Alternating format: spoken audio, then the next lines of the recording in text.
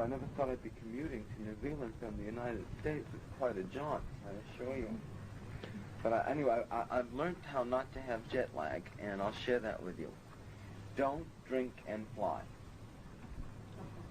I said, no, don't drink and fly. If you have no alcohol for a few days in your system and you don't drink on the airplane, at the same time you don't have jet lag. This is what I found out. So, anyway, because it doesn't stop one from drinking once on land to celebrate, but once you're up in the air, I think it's good not to, and you don't get jet lag. So let's fly a little bit today, and today I want to talk about positive and negative dynamics in the horoscope, which is rather essential. And we're going to be talking about if there are abundances and lacks in the chart of such things as fire, earth, air, and water, cardinal, fixed, immutable, the aspects. For example, if you don't have any conjunctions in a chart, what does that mean? And if you have many, many conjunctions, what does that mean? Squares, oppositions, those types of things. So that should keep us busy for a while. Now, when you're starting in astrology, you're learning the alphabet to begin with.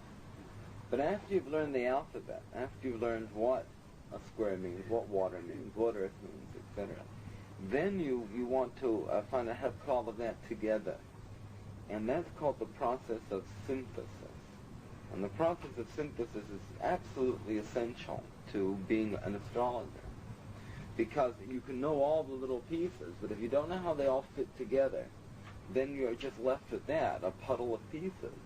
You're not left with a sense of the wholeness of the horoscope. And it is in that sense of wholeness and that ability to explain that wholeness that one forges past being an elementary student of the subject and moves into being able to practice the subject. So I'm going to give you some indications of a few more pieces to put into the puzzle.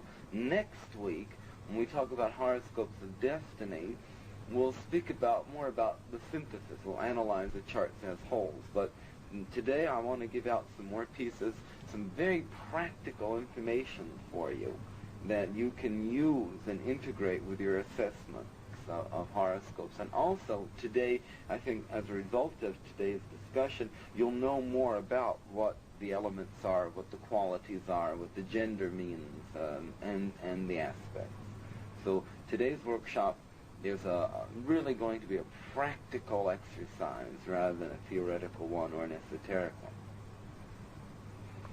one. Let's start off with the elements.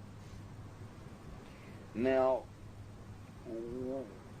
you want to, when you look at a chart, one of the steps in your primary orientation is what we call the preliminary synthesis, or what I call the preliminary synthesis of the chart. It's explained in my book. And what I mean by that is you want to find out what is the predominant element of a horoscope, what is the predominant quality, and what is the predominant gender.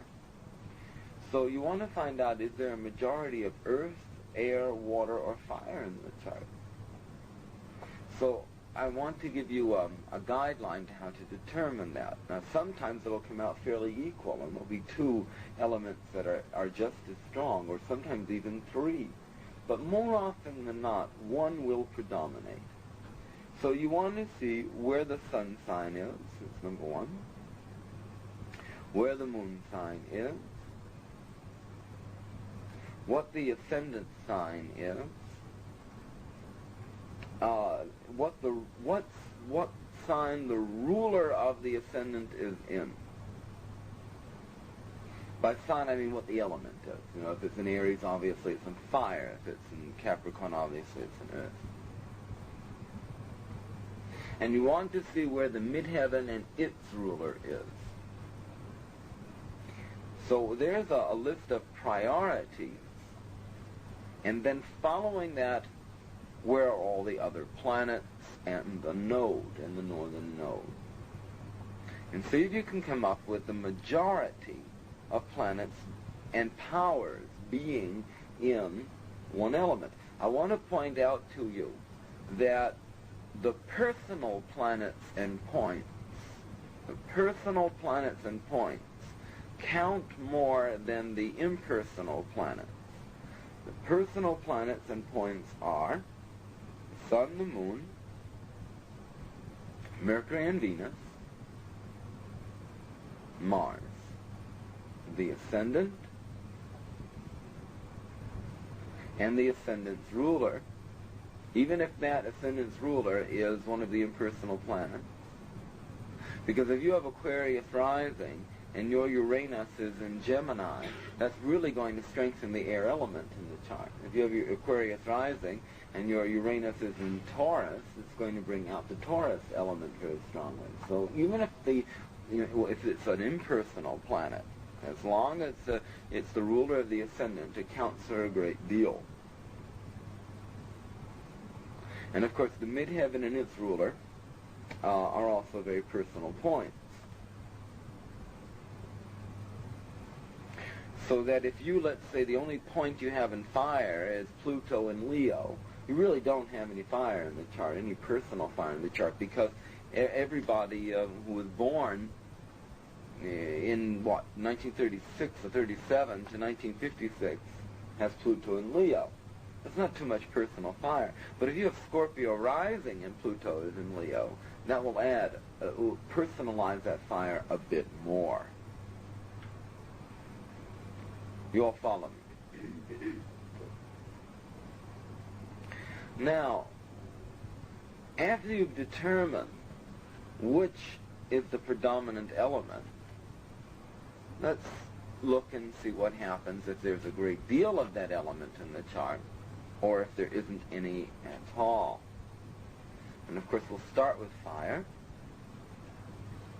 And if there is a preponderance of fire, if at least half the planets are in fire, it's a very fiery nature, and so the consistent urge of a fiery nature is to be creatively dynamic. Fire is an element which is inspirational, and the fiery person tends to inspire others, especially Aries and Sagittarius. In Leo, the personality is so strong that unless that personality is very transpersonal in its attitude, basically the Leo is shining Leo. Basically the Leo is shining itself. And as I say, if that self is a model of something larger, then you can look up to that Leo person and be inspired by them. The Aries will just pour energy into you. The Sagittarius will project ideals at you that you can garner and use. Well, the very strong Leo will project themselves. It's not such a bad thing, especially if it's a good self to project. But if it's not, often you say, oh, wow, that person just monopolizes, takes over, so self-centered, etc., the lower Leo type. Now, if there is no fire in a chart, you usually have a pretty lackluster personality, because you don't have that fiery dynamicism.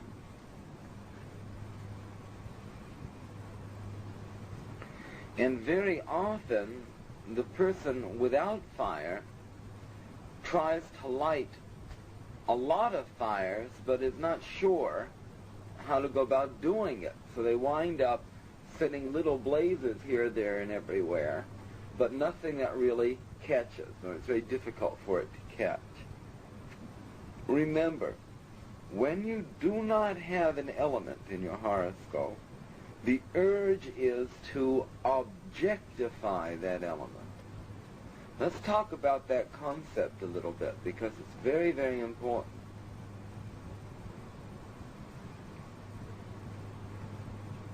Now, most people think that what they think they are is who they are. Well, that's not true. That's only one aspect. So most people do not have the sense of the conscious urge to objectify an aspect of themselves, since they don't think of themselves as being energies. They think that when they look in the mirror, that's who they are, which is only an aspect of oneself, and not, it's the tip of the iceberg. Or in the case of the fiery person, the tip of the bonfire. Just a little match, not the whole flame. So when you begin to work with astrology, and when you begin to work metaphysically, especially astrologically, when each of the planets stands for a certain energy, and you realize that, hey, you have Mars in your chart, you have Jupiter in your chart, you have Saturn in your chart, well, that means that I have these energies. And then you begin to be able to see how the energies relate. And then you begin to see how you relate to the world relative to those energies. And then you begin to objectify yourself, which is very, very important, because then you don't live in your navel. Quite literally, living in the navel point, which is what I call the disease of the millennium. It's living in the navel, because then what happens is that you suffer from a disease called me-my-minitis. And that gets you into a lot of trouble, me-my-minitis. And it's not contagious. The more you have it, the more solitary the disease becomes. Now, when we study metaphysics and astrology, we begin to move from that place into a place of objectified energies. So then you don't take yourself all that seriously. Work out your stuff. And you can see how you're going to work it out, and when the best time to work it out is by looking at the transits in the chart and the natal position. Right? So when you don't have an element in your horoscope, you will want to objectify that element. You want to really bring it out, because it's something that you need to learn about. It's not that you've perfected it so well that you don't have to have it anymore. It means that that's something that is either a new experience for your soul. There, I said I wasn't going to get esoteric, but there I've done it. I've said the magic word. Soul, can't help it.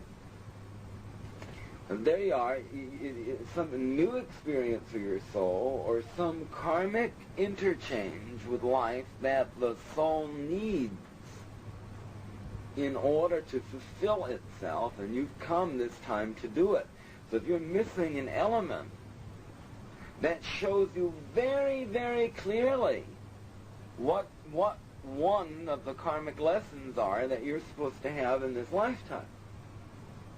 If you're missing an element, or you're missing a quality like fixity or cardinality, mutability, or if all your planets are in male signs, or if they're all in female signs, you've got to learn what that opposite is. So that's a very, very clear tap on the shoulder from the lords of karma that says, hey, wake up to this one. This is one you really have to know about. When you don't have any fire, what you really have to know about is how to be properly self-dynamic. How not to start all these little fires everywhere, and not to nurture the flame, but instead how to objectify fire, how to see the creative principle at work in your lives. Are you able to give us an example from somebody you have known, how they might have achieved that, objectifying the lack of an element? No, I'm afraid I can't do that in this case. I will very shortly, though. Because, well, in certain elements, yes, I can do that for you. In terms of fire, I can't. But in terms of earth and air and water, I probably can. But my own child doesn't have any fire in his chart, because he has a Sagittarius ascendant. So I'm watching to see how he's going to objectify that creative principle, because I've known he has jumped around starting a lot of fires. But then, if your ascendant is in the element that you're missing, it really compensates for it. It really helps to compensate for it. But there's no famous person that comes to mind right now that we could use as a life outstanding about this element of business. I'm sorry to say. But just thinking about it, I believe that a person without any fire, in order to succeed in that process, has to really be keen on what they wish to instill, what they wish to contribute, what they wish to initiate, and what kind of willingness they have to be there to support the flame that they're initiating. Yes. So it would take a sense of objectivity relative to one's own creative potential. And if you have a great deal of fire, you have to be careful, because you'll start really, you can burn things up. You can burn things up in the environment. By that I mean, you can use up all the energy, all the free-flowing energy that's available, and leave everybody else feeling exhausted. Because remember, fire pulls on air, so the fiery person will take all the available energy and use it, to burn brighter with, and finding out that other people are pretty exhausted hanging around this person. So you need, for example, when you go out into the field and you build a fire, if you're Boy Scouts or Cub Scouts or whatever, what do they tell you to use to have near a fire, to have near a burning fire? Even if you're burning your autumnal leaves, what should you have? Water and a pail of earth. Because both water and earth will put out the fire. Water will douse it out, earth will snuff it out. So fire needs the balance of earth to give it parameters so it can't burn outside of a certain area. Yeah, or water is much more severe. Fire and earth, you'll see there's a greater balance that can be reached between fire and earth and fire and water. Because fire warms the earth to make it fecund, so it can receive and nurture the seed. And earth gives fire its parameters. So it says, hey, it's all right to burn here, but it's not all right to burn there. The fiery person seeks the earthy person out to give the fiery person a sense of limitation, sense of direction in a practical way. Earth, water, when thrown on fire, turns the fire into steam, puts it out. I remember I'm an Aries person, and I once was invited to a dinner party, and of course the people there were not astrologers, but the three of them were Pisces.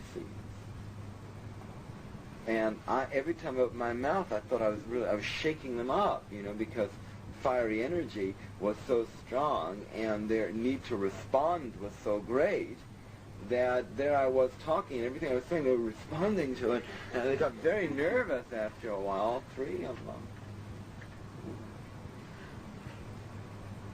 So I make it a rule every time I'm invited to a dinner party, I find out what the signs are, We don't want to shake them up before dessert. Or after a while, actually, it was very difficult for yours truly, because I began to feel squelched, and I began to feel, well, hey, I shouldn't really be expressing myself, because, this is not going over very well, so hold it in. Well, if there's one thing fire cannot do, is hold it in. for any length of time. Otherwise, you start burning your insides, and then you get sick. So fire needs a place to burn, and earth can help define the parameter, while, of course, the best thing makes fire feel wonderful is air. Because the intellectual field of air, the social interchange of air, is where fire burns brightest. But remember, fire is too self-involved to be a social being in the sense that Libra is, or Gemini, or Aquarius. Fire is so burning with itself that it likes people, but to inspire is not the true social interchanger as are the air signs, who function much more in the idea realm. So, fire is more of an inspirational and intuitive element. And that it has in common with water. For water is also inspirational and intuitive. But as we will see later on, in a very different way.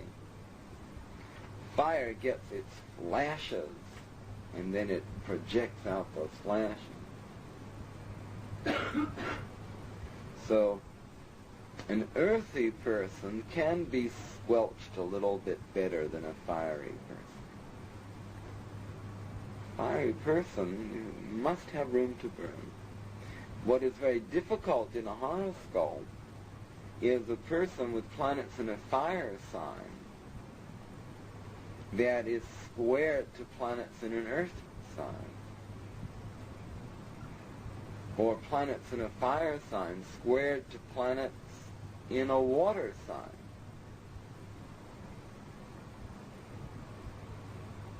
Now, wouldn't you think that the square itself is an aspect of stress, 90-degree angle? It's an aspect of stress. But then the elements of fire squaring water or fire squaring earth are far more stressful than air squaring earth or air squaring water. Because although those two elements are also antithetical, they're much less opposed than the fire and water and fire and earth. Probably the worst type of square to have, most difficult in terms of fire, most difficult square to have in terms of fire would be the fire-water square.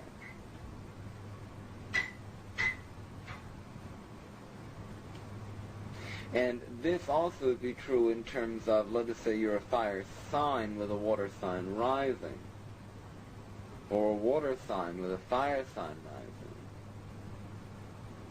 or the sun in fire and the moon in water, and vice versa. That creates certain difficulty.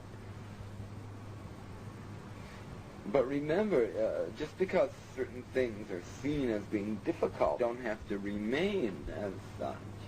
They can be worked through. I'm in Aries with Scorpio rising. It's the sun in fire and water rising.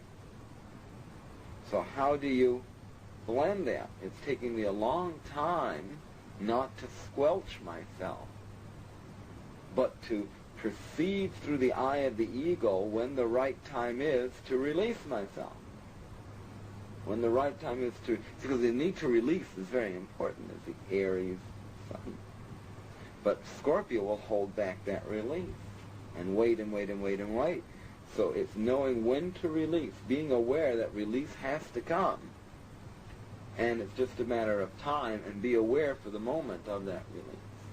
You know, that's, and so doing that has been one way that I have overcome a lot of the difficulties inherent in Aries Scorpio, the tension of that particular combination. And there are other ways too, between the fire and the water. Sagittarius and Pisces, for example, Well, there you see they're related. They're related through Jupiter, but the problem with Sagittarius Pisces is tremendous over-idealism. Tremendous urge for self-sacrifice, self-immolation, to crucify oneself in the fire. Pisces Sagittarius, self-immolation.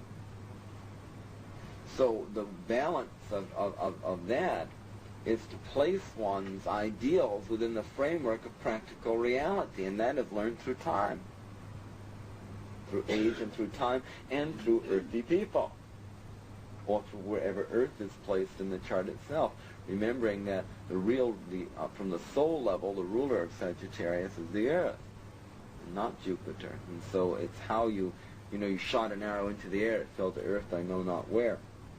It's like being aware of where that arrow is going to fall. Ground the idealism. Very important. All right, let's move on to another element now. Let's talk about the element of Earth. Now, the element of Earth is the least intuitional. That is why they worry so much.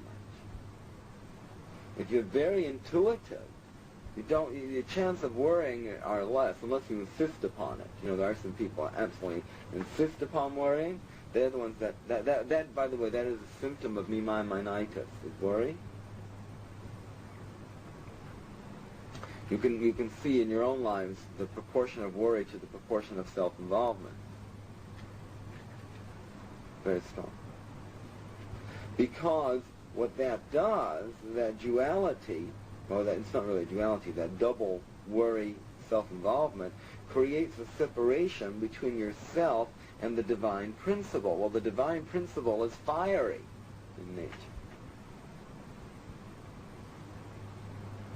And when that fire is cloaked in Earth, remember all of us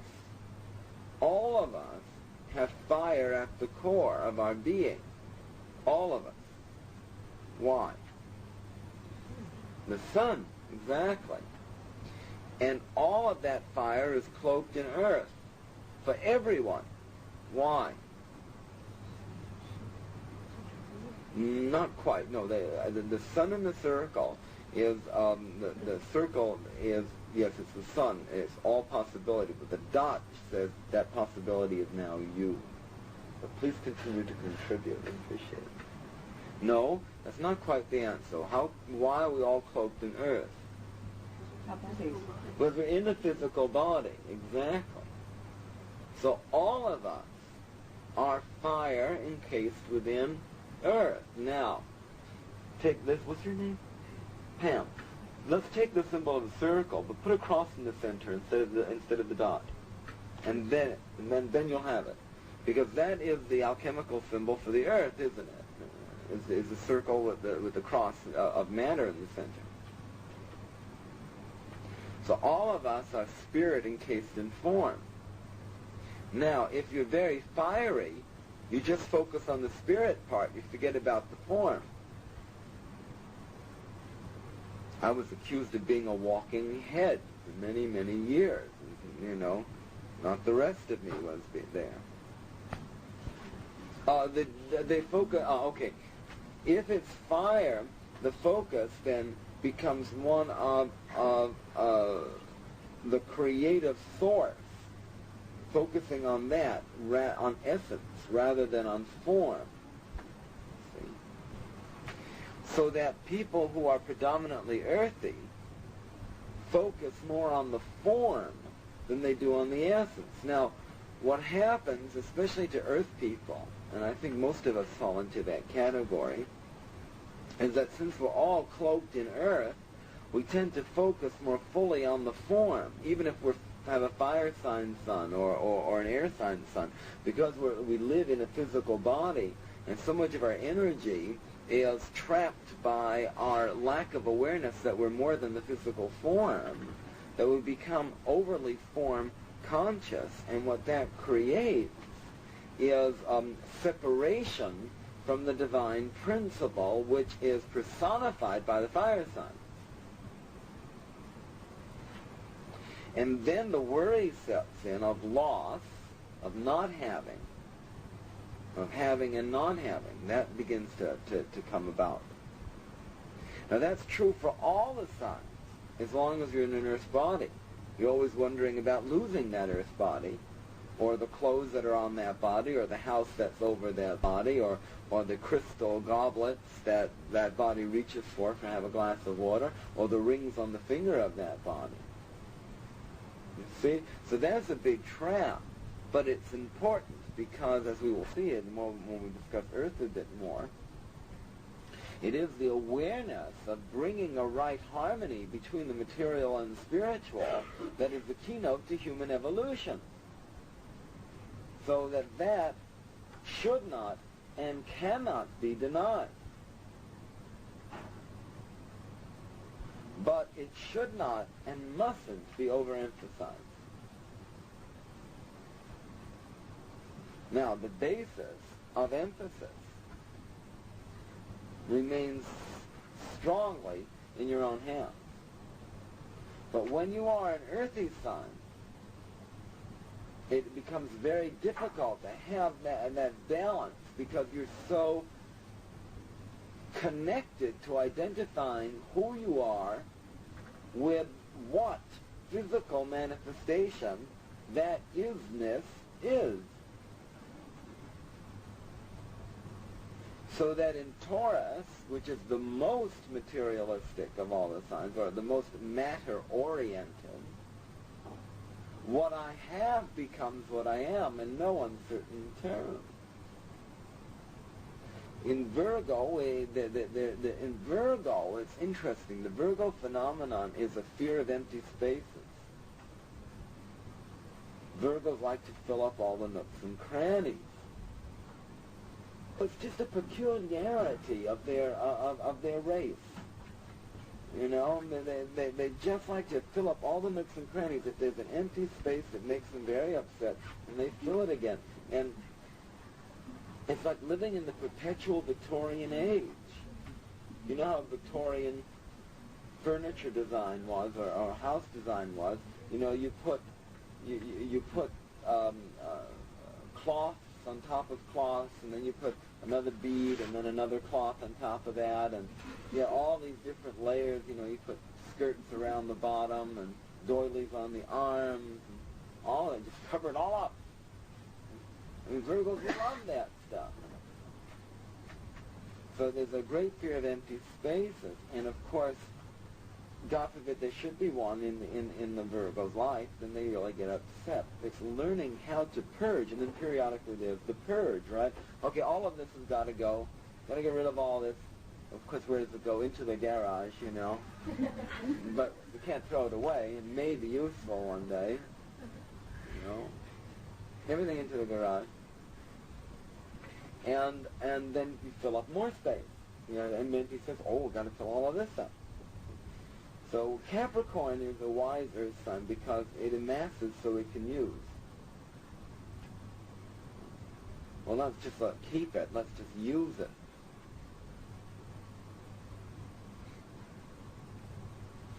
Of course, everything that has a physical form often has a meaning to Capricorn. The meaning of its intrinsic value as traditional, what happens. In Virgo, it doesn't take on the same kind of meaning. Capricorn likes to amass so that there can be status, or that there can be something that is usable to create more. A Taurus is very happy leaving their money in the bank at 8% interest per annum. A Virgo is going to worry about if they have enough money. And the Capricorn is going to say, what good is it just sitting in the bank? Let's use it. Do something. Let's generate more of it, because that is the cardinal earth sign, and as we will see later on, the cardinal signs are signs of generation. Now, fire is the most intuitive of all the elements. Earth is the least because it's encased in form. And so, if it's not tangible, or if there is the possibility of something losing its tangibility, it creates apprehension in the earth sign people. Now that is not foolishness, it's just a fact of life.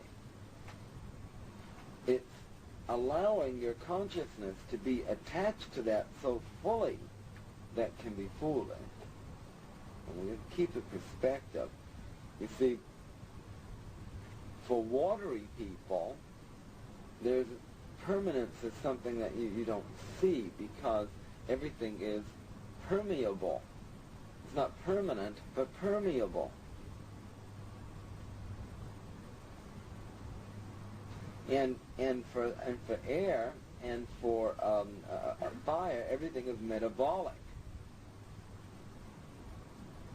But for earth, the illusion of permanence, which is the illusion of the earth, is the strongest. Then it's stronger than in any other of the signs. Most people walk around thinking that they're going to have a permanent home and a permanent husband or wife or a permanent car or a permanent earth underneath their feet. All you have to do is be in an earthquake and you know that that's not so permanent. Or be in a war. That'll teach it to you. And that's what one of those lessons are about wars, that it teach the lack of permanence, but the impermanence of life. Or just die once or twice and you'll know how impermanent things are. But what is interesting is that humanity lives so strongly in the need to create the illusion of permanence. Notice that I said the need to create the illusion of permanence. The humanity needs that because they polarize themselves to the earth. It is through the earth that we crystallize our karma and work through our growth patterns as humans, at least in the physical form. So I remember in the United States, in recent years, we've had a number of volcanic eruptions in the state of Washington of Mount St. Helens. And they interviewed these people and they said, well, we've been wiped out twice, but we're rebuilding again. And they said that with great pride. I thought they were very stupid. Move out of there. I mean, you've been, wiped out twice. Well, you want it 3 times? It's going to happen again. Get out of there. Move out of there. But no, they took this pride and they're going to rebuild again. And the guy said, well, what else can they take? Just our lives. And I said, right, dummy. That's right. That's what they can take, your life. But anyway, but people have this sense of being rooted and being permanent. And sometimes it's very, very essential. And other times, in the case of living on a volcano that explodes all the time and wipes you out, it's rather silly. But humanity has this need for permanence. Humanity has a hard time living with the sense of imminent mortality. And the younger you are, the more difficult it is to live in that sense of imminent, of mortality. The older you get, the easier it becomes to live in the sense of a mortal self. But then, how marvelous it is, because the older you get, the more opportunity you have to perceive the reality through the miasma and understand that you also have an immortal self. The young people think their physical form is immortal, and they jump up and down. As you get older, you realize the physical form is mortal, but your being is immortal. If you're blessed with that vision, and then you don't worry as you grow older, you rejoice that, this burden is coming to an end, and let's have fun while we do it, but we can go on to the next place and feel fully confident about it. Okay. Now, so Earth is the least intuitive. It's the most pragmatic. I like Virgos so very much because they're your walking encyclopedia. They know everything. Even though they've never done it before, they know how to do it, or they know how to find someone who can do it for you, or they'll find someone to tell them, and they'll do it for you. Virgo is your walking encyclopedia, and you love to have them around. Very pragmatic. Earth people know how to get things done on the planet. first teacher is an earth person. Taught me I had feet, and that there was something between my feet and my head, and I should be aware of it. I have no earth in my chart, and I was so spacey, just on life, not on drugs. I was so spacey that there were times I couldn't cross the street, and had people cross. I'm a grown man, and I'm just like all this head, and what's going down over here? Just four-way traffic. Oh my God, how am I going to cross the street? No, I'm much younger than that. I have Neptune in late Libra. Okay? I have no, just at Virgo midheaven. But Neptune is in the midheaven, but it's in Libra.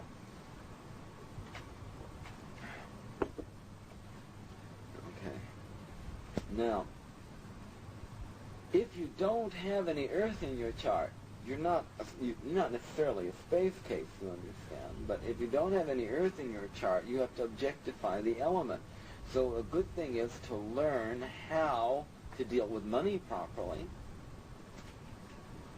how to deal with material forms properly, how to take care of things. If you don't have too much Earth in your chart, you like your material possessions, but they really don't mean all that much. You haven't attached your heart and soul to them. They're there to be used when the time is, and then when they're not, it's not. You're not that concerned with it. Whereas if you're very earthy, you're very much, you put a great deal of your energy in what you have, and what the physical focus around you is. Virgo gets very worried when they don't have a job, or when they're changing jobs. You ask a Virgo, a super Virgo person, what's on their mind. All the time it's the work sphere, what they're doing, or what their work environment is like, and what the work relationships are, and I have a job I don't like, or I have this great job at last. I feel really together. I'm doing something, I enjoy. What about a strong, if you had a lack of Earth, but say a very strong second house or a very strong sixth house? No, it's not the same. No, it's not the same at all. Because if you have a strong second house, you're very much trying to find value for what your energies are. You're trying to ground the values, use your talents, use those energies in a personal way to ground your own sense of personal self-worth, but not necessarily in a physical form. If you have a lot of sixth house planets, you're practicing a lot of techniques. And 10th house planets mean that whatever energy is up there in the 10th house, you want everybody to see it. But, or it's going to be seen whether you want them to or not, if it's up there in the 10th house. Now, that doesn't balance it. Now, if you don't have any Earth in the chart, you can become either super materialistic in terms of really objectifying the element, being earthy, trying to be, learning about that. And much more, a person that has Earth in them, they just go about their business amassing. A person without Earth has to objectify that process, so they can even appear to be a bit more materialistic. Just like a fiery person goes along and instills fire here and there, but a person without fire has to put so much of their self behind it that they can appear to be a bit egotistical, and not being a natural force within them. So, if you have an abundance of Earth in the chart, there is a very strong innate. To find out how old I am. I was born in 1944. You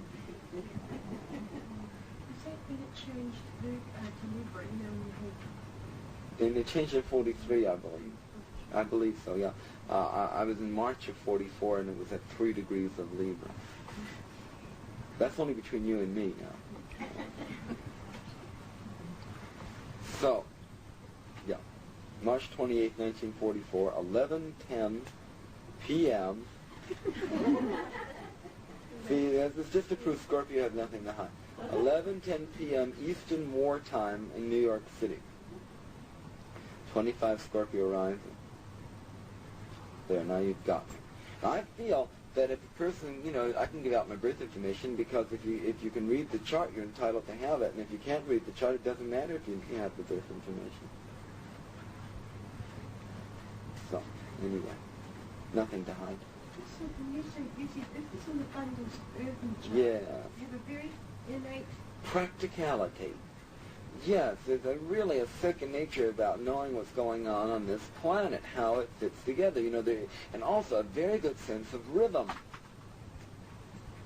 By rhythm, I mean knowing how things move, how the rhythm of life is, because you're connected to Mother Nature, especially the Taurians, or the evolved Virgonians. The highly evolved Virgonians have a beautiful sense of rhythm, while the lower Virgonians lose the rhythm in chaos. But the ebb and flow of life, is very much part of the earthy sense of, you see, earthy people like to nurture. And so it's knowing when to nurture, what to nurture, how much to nurture, the difference between mothering and smothering, right? Too much earth, it smothers it out. Remember, earth is buried within itself. Earth is buried within itself and has lots of layers. So Taurian people especially are prone to getting stout, because it's the earthiest of all the signs. So it's buried within itself, lots and lots of layers of all the signs. So it's buried within it, so lots and lots of layers. And so you need to dig it out, dig it out, dig it out. That's true for all the earth signs.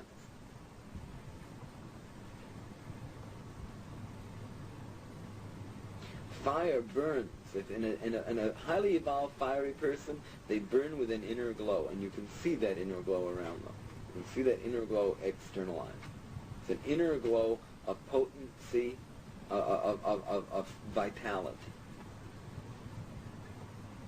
In earthy people, there is a sense of, I'd like to just fall into you. Protect me, take care of me, help me out, support me. Because the earth is magnetic, while fire is electric. So male planets, or planets in the male signs, male elements, fire and air, externalize through an electrical current. They project, while the female externalizes through a magnetic current and takes into itself. But magnetism holds together, while electricity conducts or breaks apart. If there's too much electricity, it's like shock treatments, it just breaks everything up. Shocks you into, a fiery sign person comes along and goes, wake up! See what I mean? It shocks you out. Whoa, whoa, whoa. It's that fiery energy. You would never find a Taurus person going, wake up! No, they're too busy sleeping as a rule. You never find them going, wake up! No. Yeah, that's a fiery person does that. And the electrical current shakes you up. The Taurus person is going, I'm going to put you to sleep now. Did you have your warm milk? And now you're all bundled up in your nice warm bed, and here's your hottie and all of that. I'll give them as long as they need to wake up, then I'll wake them up. Right? That's Taurus. Aries is just the opposite. Don't go to sleep, wake up now. That's the Earth. Earth want to do that. Okay, not all Earth, but especially Taurian Earth and the highly evolved Virgonian Earth. The Capricornian Earth will want to make sure that you're sleeping in a proper bed. You have a proper environment, proper needs are being taken care of. Okay, so when you don't have any Earth, you have to objectify that element, and you have to work. The Earth is an element of cohesion. It binds things together. It's a matrix that unites in terms of cohering the physical.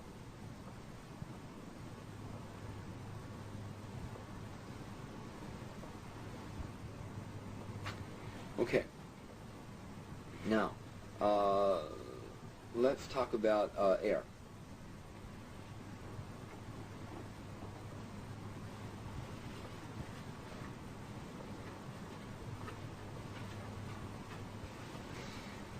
Now, if you don't have any air in your chart, that doesn't mean you can't communicate. And what it does mean is that when people are talking to you, or when you're reading things from a book, you tend to interpret what you're reading in terms of your own understanding. So if you don't have any air in the chart, you're constantly reinterpreting.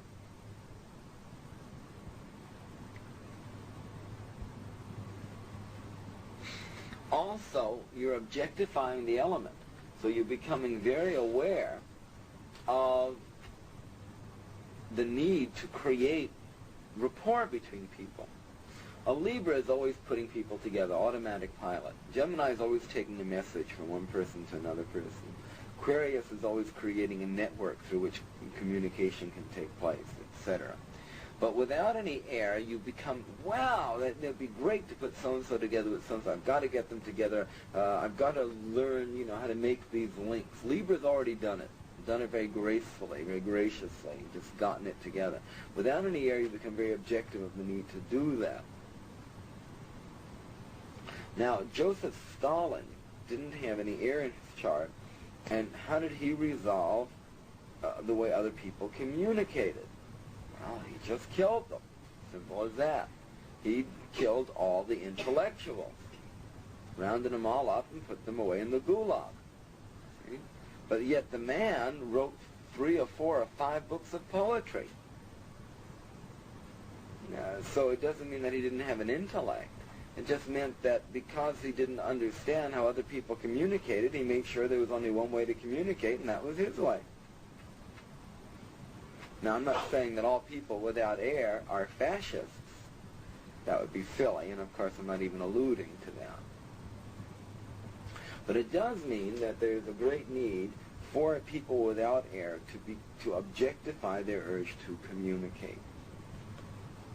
If you have too much air, there's really an overabundance of air in the horoscope, well, what happens? And that means that, what? No, speak up, because, please, don't be shy. Speak up. Too much talk. Too much talk, yeah. Also, Too many ideas. Yeah, too many ideas, that's right. It's like, the air turns into a whirlwind. It turns into a tornado. It goes on and on and on and on. My mother, God bless her, is a Libra with the moon conjunct Uranus in Aquarius. When that woman wants to talk, it just goes on and on and on and on. Round and around it goes. is it what you could classify as the gift being? You could. You could, yes. But you see, what happens when you have a lot of air is that you live in a world of great relativity. So everything is connecting to everything else. And you're talking, and then, oh yeah, that connects to that. And, right, well, that's with that. And, oh yeah, well, that was with that. So the more you talk, the more you think, the more you're making all these connections, you see. There is nothing worse than a Gemini who thinks he's a Sagittarius. How does that look? Well, it means that they think their ideas are great theorems, great world-shaking ideologies.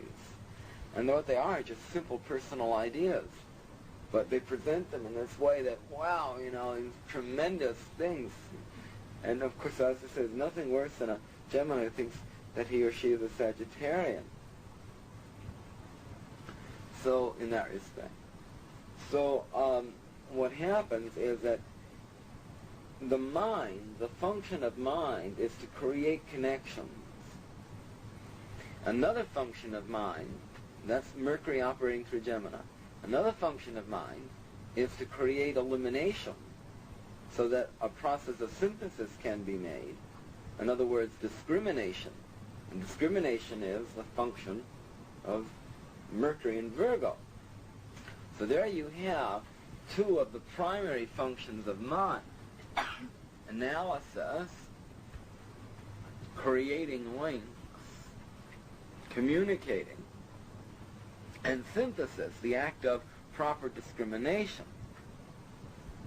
One acting through Virgo and the other acting through Gemini. But mind works that way anyway, regardless of what sign your Mercury is in. That's what mind does. So that if you have a lot of air, a lot of who you are is functioning through the mental processing. And so there's a constant focus of analysis or of synthesis. Now, what takes place when you have too much air, and you're an airhead, or if indeed you're functioning too much through mind, regardless if you have too much air or not, is that you begin to lose the experience of life, which doesn't happen through mind. But the experience of life happens through heart and intuition. For mind is but the lens through which the communication of vision may be expressed, but mind is not the vision.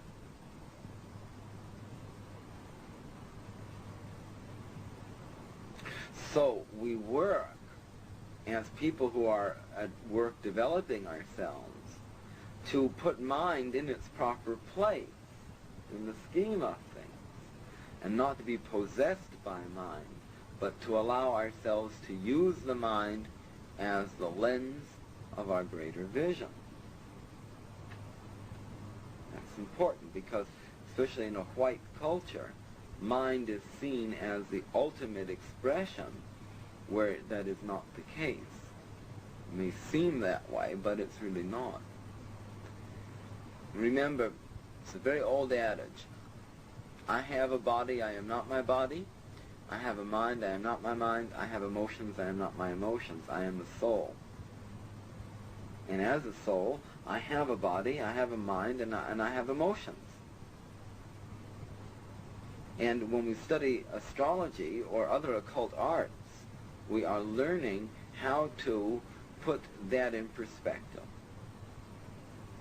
Because, as I said much earlier, we're learning how to objectify our energies and see ourselves and our universe around ourselves as energy. So, very often, when I see a person, sure, I see their body, but I'm experiencing their energies and working accordingly, especially when one is reading a chart. When one is reading a horoscope, one is experiencing the energies of another person.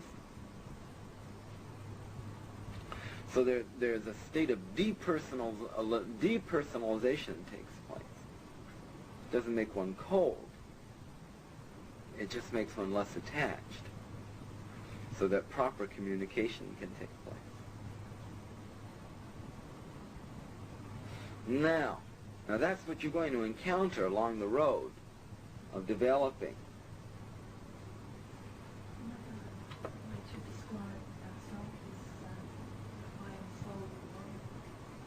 I am soul with the body, yes indeed, that's true. Okay, so we talked about fire and we talked about earth and air. Now, what about water? If you don't have any water in the chart, it doesn't mean you're without feelings. Many times I speak to watery people without water, and they say, "Oh, I'm really a very feeling person." And that may be so. But I have found that if you have a lot of water in your chart, there's an immediate psychic identification with the other person. You really experience their essential nature immediately without words. And sometimes that can not be so healthy because you are filled with all this feeling, but you don't know what you're feeling. You're just feeling. Whereas if you have a proper balance of air and water, not only are you feeling, but you're knowing what you're feeling.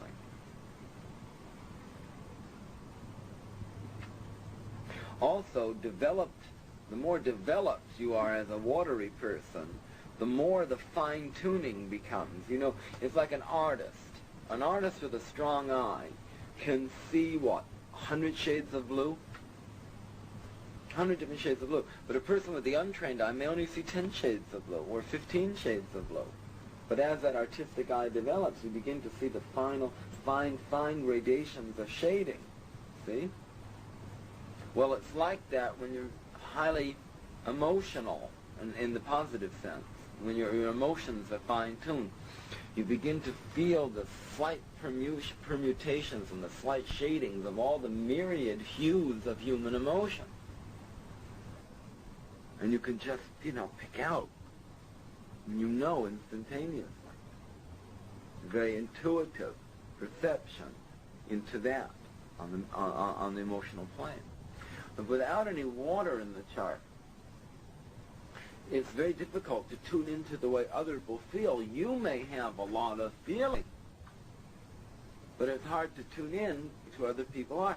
It's like, you'll go into a wake and you'll say, hey guys, how are things going? And then wonder why you're getting all these frowns. Or a person without water will say, if you would have told me how you felt, I wouldn't have said that. Well, Pisces doesn't want to tell you how they feel. First of all, sometimes they don't even know, they just feel. But they don't want to have to tell you. First of all, it ruins romance. You, watery people, sort of expect you to know how they're feeling. Cancerians demand it. Don't you know how I feel? Aren't you respecting that? Scorpios always tune into the fact that how they're feeling about a situation, they don't want to reveal that.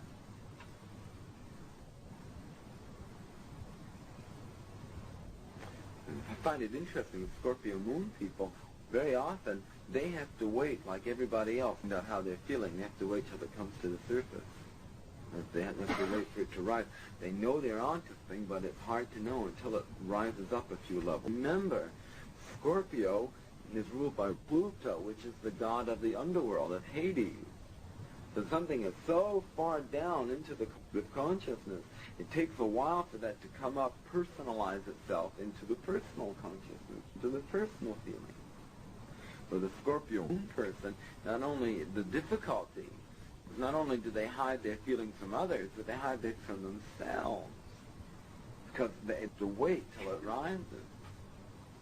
It rises to a few levels up in the subconscious, so then they can have a handle on it. Okay? Now, so if you don't have a lot of water in the chart, it's really hard to feel what that psychic attunement is, an instantaneous rapport with other folks. And to quicken that rapport in that way, to objectify the feeling.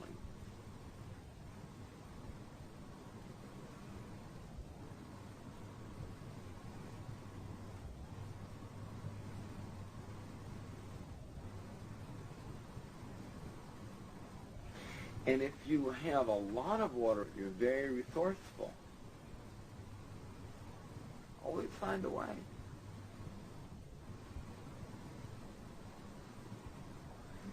That too, a lot of air. Would you be resourceful? Evasive. Yeah. No, not resourceful in the same way as water. Air people will have a lot of... Yes, you can be resourceful in terms of people, knowing other people who will help you in certain given situations. But it seems that water people can be very resourceful in a financial sense. They can find ways of getting their needs met. The awareness. You see, with a lot of water, there's an awareness of resource. Remember, everything is contained within water. All the physical elements are contained within the waters of the ocean, but in a very, very distilled way. So all the elements, remember, water is the primordial broth, the primordial energy out of which, element, out of which all life sprang. Life began in the water, still begins in water. Look at the seminal fluid. And the little eggies, they float in the water in the woman's body. Water is the matrix. We are creatures of water. Water becomes our element the first 9 months. Water is the matrix.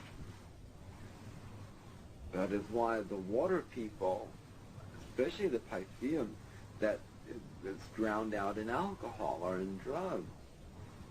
Because water don't like sharp edges, except for scorpions don't mind a sharp edge or two. But then they come out with that sharp edge, and then they go blah, blah, blah, back into their water. They don't stay sharp unless they're in a bad mood. They just start out with that, and they come right back into the water for safety. The children should play in water a lot more. I don't know, hydrotherapy is used in lots of ways with people. You go to for vacation by the ocean, what happens? First of all, it's very romantic to go to the ocean. The water stimulates the emotions. Especially if you put some fire and water together. Go to a tropical island, stimulated outside by the fire and inside by the proximity of the water. The electrical component of fire is stimulating you electrically, and the magnetic quality of the water is doing it in the other way. So I don't think there's anything more romantic than going to a tropical island.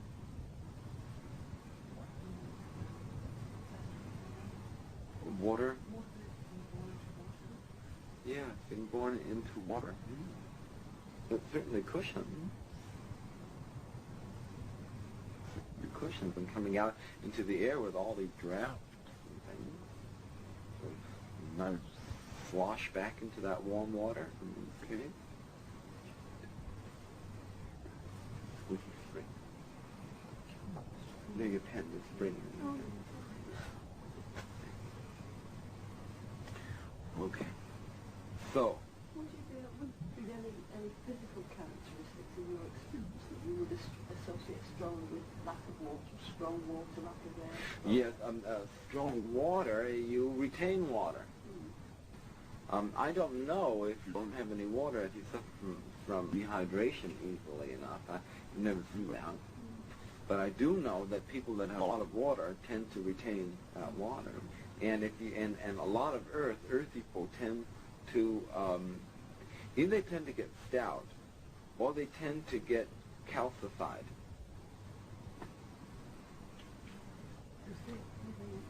Earth, either tend to get really stiff or they tend to get stout.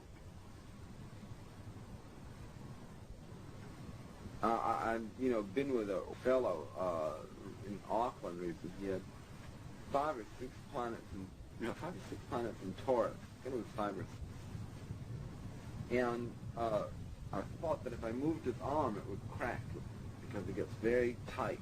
Remember, Earth is its own gravity. So I always advise earthy people to jump up and down a lot, to do exercises where they're stretching and moving themselves, because that way they'll flex. The Earth has it because of all the minerals. Think that people with a super amount of Earth have a high mineral content in their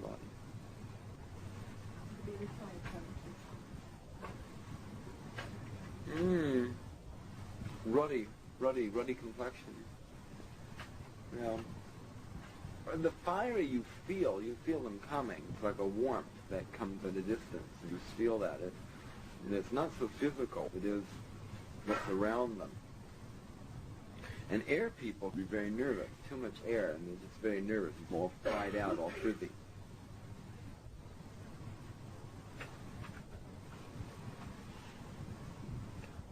So, what I'm going to do is, what's the time now? 2 minutes, 12. Okay, well, I think it's time for about a 10-minute break.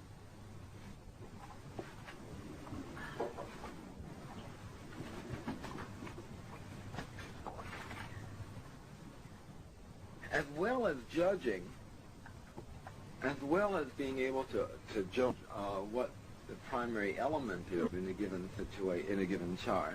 Also want to find out what the quality.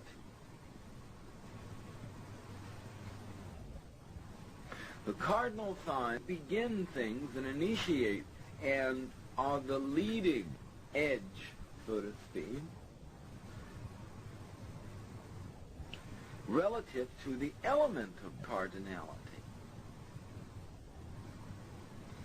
Now, I find, for example, being a leader is equivalent in the mental, in the American mind, of being the best. I don't know if that's true in New Zealand. You're the leader, you're the best. But, and justifiably so, I might add. But, that's it. I have to always make the statement about cardinality. I always have to say that just because the cardinals, it doesn't mean they're the best. You know, it is Aries go out there and make the proper fool of himself, to be right out there in front, you know, Taurus to come in and put all the pieces together, the Gemini to assess it, communicate it around, and Cancer to soften it, Leo to elaborate on it and go to improve it, and Leo to share it, and Scorpio to change it, Sagittarius to expand it, Capricorn to build it to something, and of course to challenge it, and Pisces to chuck it all.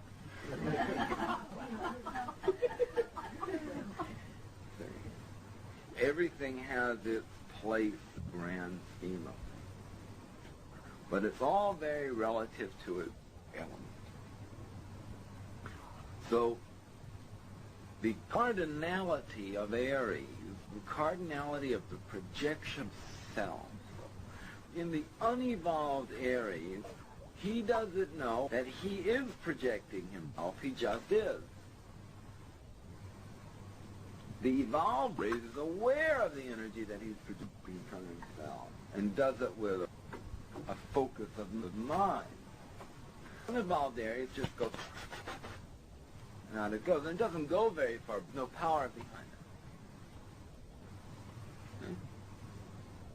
But it's the cardinality of something in motion, and it is the most cardinal of the cardinal signs.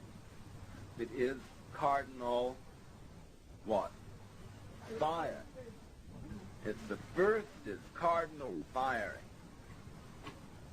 So it represents the principle of cardinality more than any of the cardinal signs. And it sets things in motion. And because it sets things in motion, it begins the wheel of karma. Because karma means desire in motion. The desire for life, actually, life on the physical. More than that, the desire for manifestation.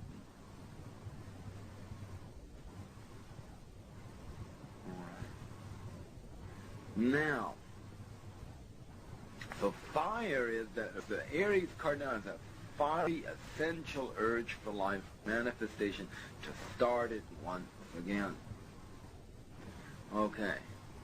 And Aries will say, now that I'm here, how do I get out? Get out through Capricorn. Long way down the road.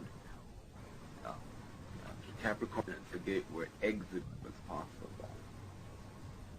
But then you see at Capricorn, this is esoteric, but then at Capricorn, you have the choice to either say, bye-bye, I've done it, or to come back in what we call bodhisattva, a person who has had the choice not to take incarnation again and comes and takes it in order to be a world observer in some way. So, it does mean that strong chance strive towards completing a long-awaited task this time around.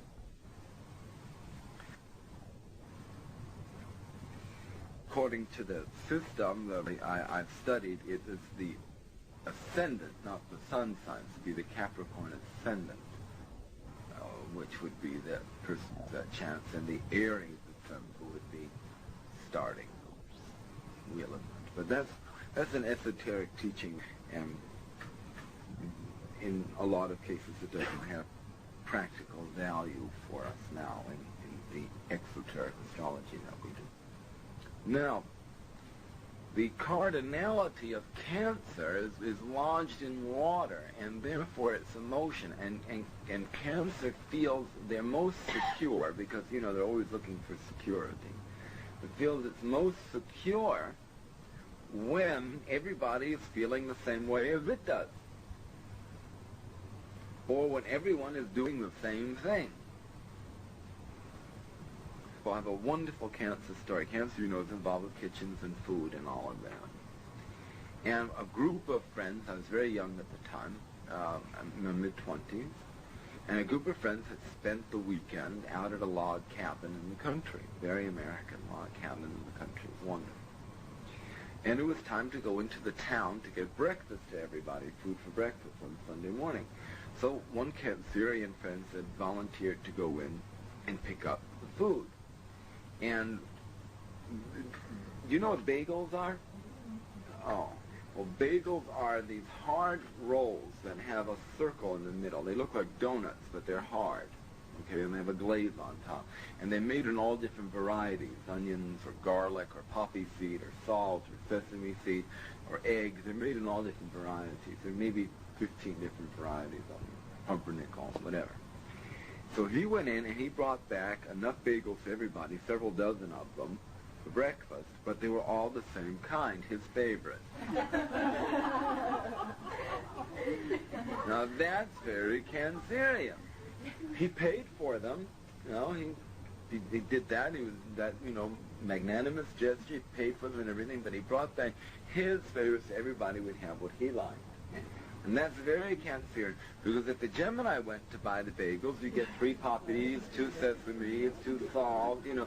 Why? Because those are all Gemini's favorites, right? Yes. And Pisces would go and get the milk and forget the bagel. Drink, it's better for you. Not just you. But anyway, that's one of my favorite Cancer stories, because they're very much like that.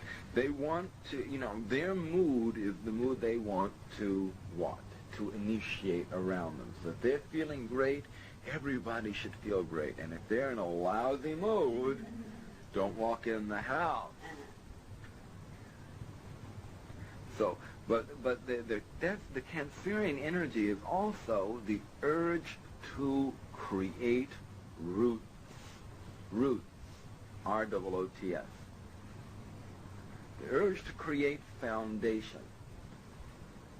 The family. The tribe. Yes? The family. The tribe. The urge for roots. The urge for foundation. So the Cancer will want to start things that will nourish. Aries wants the adventure. It's so interesting. The older I become, the more of an Aries I'm becoming. My urge for adventure is just growing and growing and growing as I get older and older and older. To keep the body trimmed, to keep up with that. Urge for adventure. Cancer, the urge to root gets stronger and stronger and stronger as they get older and older and older. You need to create roots. Now, what about Libra? Libra, the cardinality expresses itself in the urge to create what? Yeah, Libra, the cardinality in Libra comes out with the urge to create what? Balance, but what? What are you creating as a Libra? You're creating balance, but what else? A relationship. You're creating relationships in order to express balance and harmony. But very often, since Libra is a cardinal sign, it is be cooperative and do things my way. Because Libra is trying to create the balance to themselves or to an ideal that they have. I've often found in very strong Libra. I mean, if you take an Aries and turn it inside out, you'll get a Libra. They're very warlike because they're very competitive. Great generals in history have been Librans and Pisceans. Pisceans because of strategy. Librans because of the awareness of the adversary. Guess what sign your Prime Minister is? So is Margaret Thatcher. Yes, so is Margaret Thatcher. Muldoon and Thatcher get on well together? I didn't know. He likes Margaret Thatcher. What? Yeah. Well, I hope she brings a lot of butter back to England too. But the thing is that I guess birds of a feather stick together. I don't know, but you know the thing is that Libra is the way Libra keeps their power is by putting things in adversaries, one against the other, and in that way they create a balance. The evolved Libran also has that strong martial quality, because the Libran has created a balance between Venus and Mars within him or herself. Just like the Aries is creating expression of individuality in order to have a greater harmony. Aries expresses self in order to create response. No doubt. But what does he seek in the response? A balance to that projection, so that there's a greater harmony. Now that's of the evolved. You see, if you're an evolved principle, you are also, you're expressing both yourself and your opposite at the same time in a balanced way. Because then you're losing your focus of polarity, and you're moving through a sense of balance to a focus of synthesis. And that focus of synthesis is the urge for triangularization of consciousness.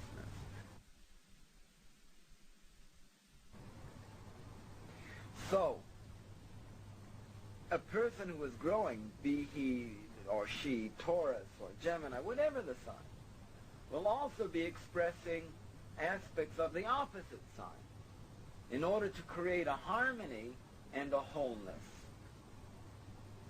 Leo will begin to become less personal. The Aquarius will become more personable. The Taurus will become aware of the power within the form and the need to break down forms to release that power. While the Scorpion will begin to realize the need for cohesion, not just to break things up, but to also cohere. And that balance will be there within the individual. Because remember, you're dealing with the signs. There's several ways you can look at the signs. You can look at them front to back, in other words, Aries, Taurus, Gemini. You can look at them back to front, Aries, Pisces, Aquarius, Capricorn. You can go this way or that way with them in your studies on them. You can look at them by their relationship by triangles, Aries, Leo, Sagittarius, Taurus, Virgo, Capricorn. You can look at them in terms of their qualities, Aries, Cancer, Libra, Capricorn, Taurus, Leo, Scorpio, Aquarius. You can look at them that way. You can also look at them as 6 pairs. Aries, Libra, Taurus, Scorpio, Gemini, Sag, etc.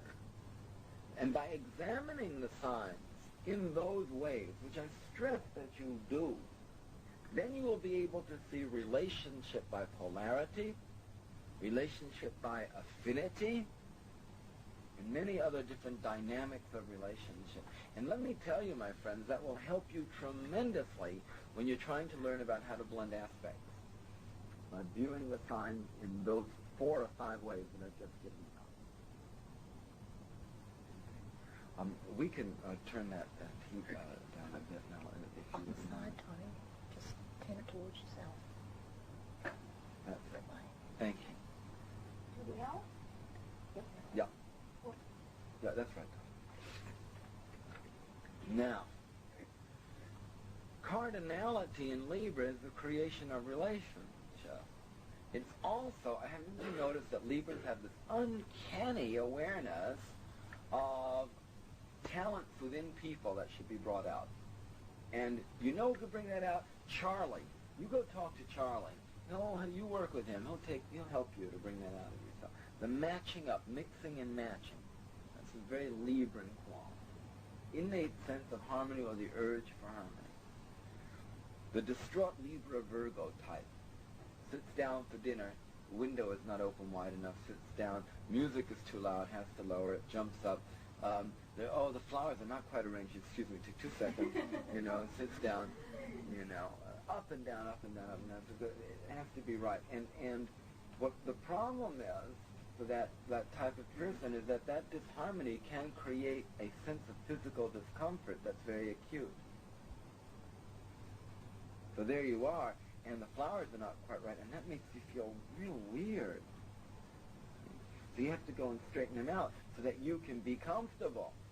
I'm doing this for you, but if I don't do it for you, I'm not going to feel comfortable. Yes, exactly. That's my exact point. Makes other people, if you're the hostess and you're a host and you keep jumping up and down, actually people are going to feel uncomfortable while you're trying to make them feel comfortable. And it just works that way. So it's like Virgo, they see all the, you don't have them here in New Zealand. You don't have road signs. In America, we have, buy this road. It's a very commercial country. But we have this road for sale. But we have lots of road signs along the highways. And it's like Virgo sees all the road signs even if they don't want to look at them, Okay, so what they have to learn how to do is just accept them. Don't judge them. Don't stop. Just go, yes, okay, next. Okay. Remember, you move from the parts to the whole. Now, what about Capricorn? The Capricorn cardinality comes in using the resources around oneself. How to build a better mousetrap. That's the Capricorn way. And of course they call upon the Virgo experts to do it. And the Taurians to pick the quality of the wood for the mousetrap. Taurians will find the best quality wood for the mousetrap. The Virgos will be the experts that will learn how to make the best springs, and the Capricorn will market it. Will create an enterprise around it.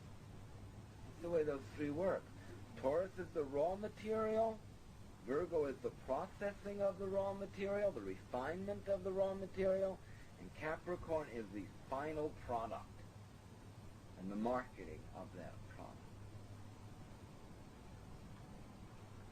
Then, on either side of Capricorn, you have the philosophy of the business, Sagittarius, and the distribution of the product, Aquarius. See how that works?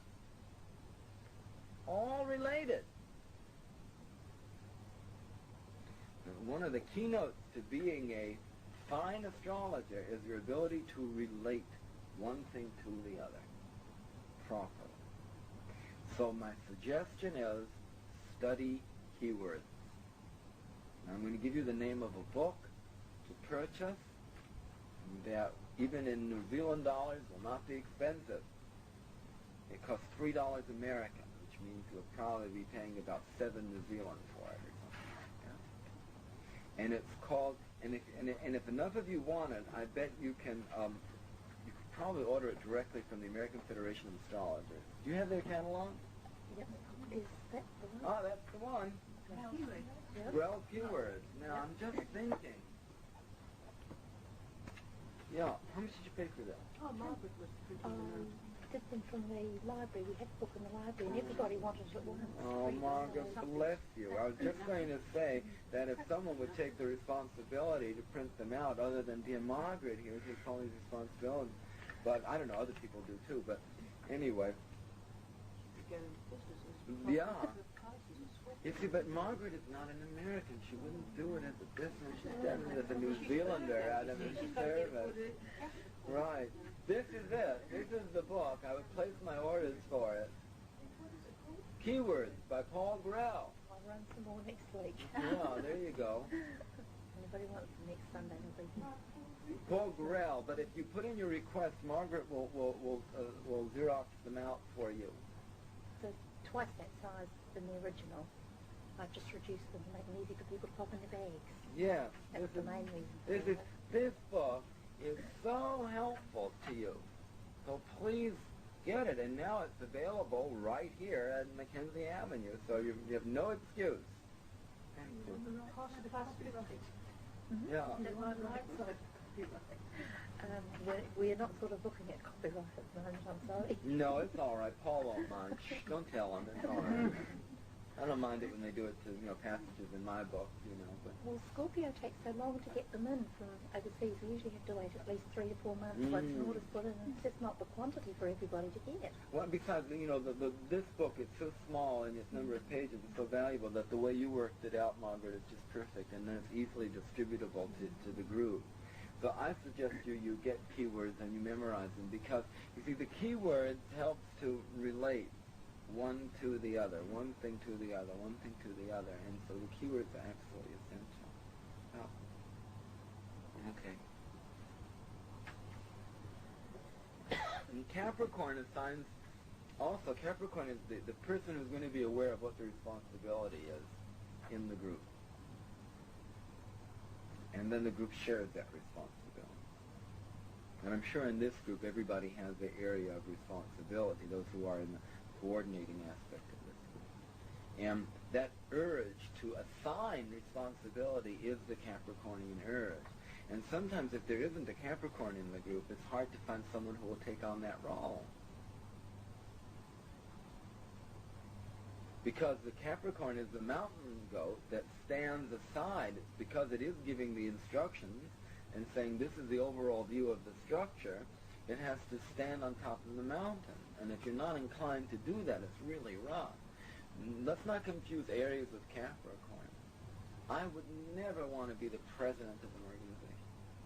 But I certainly would want to be the idea person there, or be involved in stimulating the projects that the organization does. But as Aries wants to stimulate the ideas, let's stimulate the motion. But Aries doesn't want the commotion of the emotion of Cancer, and doesn't want that responsibility of Capricorn to have to sustain and be there and be the figurehead. There's the difference. See, people say Aries is the leader. It's the leader in the moment. Capricorn is the real leader, because Capricorn is taking all the warring factions and putting them together, with Libra's help as an advisor. Saturn is exalted in Libra. So, with Libra's help, all the warring factions, and Capricorn, see, Libra is so busy being involved in this personality thing that they're not the leader in that way. Capricorn can stand aloof over it and smile or not smile, as the case may be, but say, that piece belongs here. See it as a chessboard. See? And Libra is involved too much in the game. Capricorn in being in the game, whereas Capricorn is overseeing all of it. Saturn and Pisces can be an extreme strategist, very clear, dynamic strategist.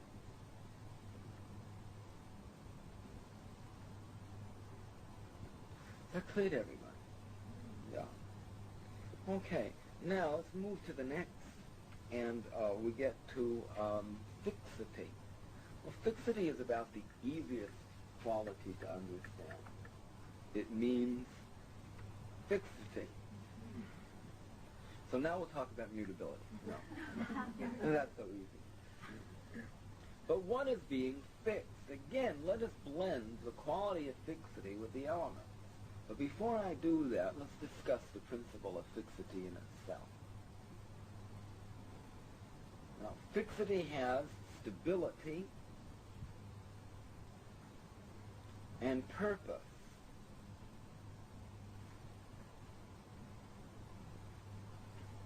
Steady approach. It amazes me the pressures that Taurians can take. Absolutely amazes me without the earth quaking, before it does, because it always has to. And I stand in admiration of it, because Aries won't take those pressures. They'll just fight right there. Just, oh yeah? Well,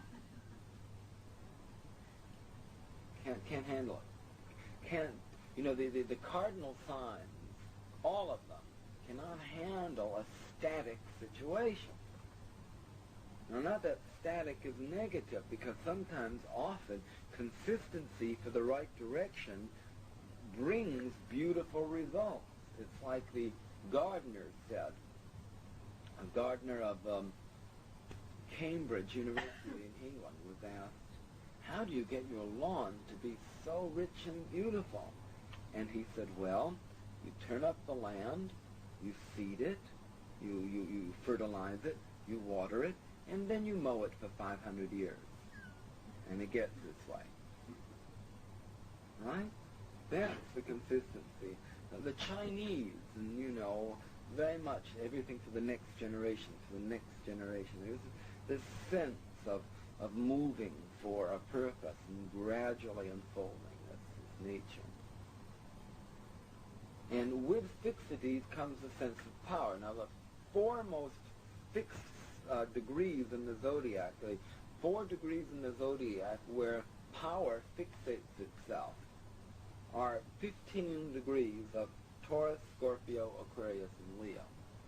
Those 4 degree points, if you have any planets in between 15 and 16 degrees of those signs, those planets are about the most powerful point in order to hold their energy. You can draw a great deal from them.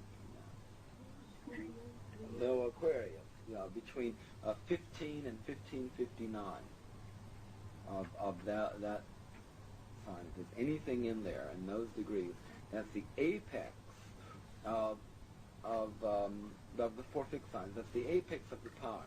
And that is what the swastika is. Not the German swastika, you understand, which is the inverted swastika, but the Buddhist symbol of the swastika, which is the 4 points of 15 degrees of the fixed signs. Now, in Taurus, remember, the first 4 signs of the zodiac are your most primitive. They express their element in its purest sense. Least complicated. By purest, I don't mean best. I just mean least complex, least complicated. Aries is primordial fire. Undisciplined. Burning out there. Taurus is the urge for coherence and for having. I'm going to say havingness. In German you could say that and get away with it. English not so. You could say havingness in German and get away with it. But that's what I mean. Just havingness. Having, but the concept of having.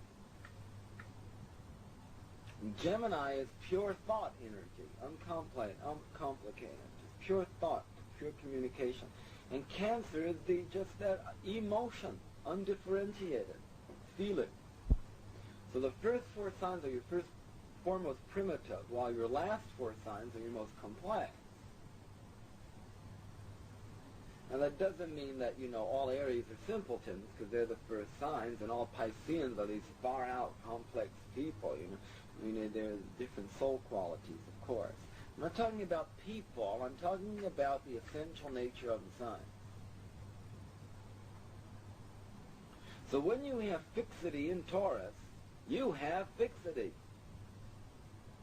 It's the most earthy and the most fixed, just as Aries is the most fiery and the most cardinal.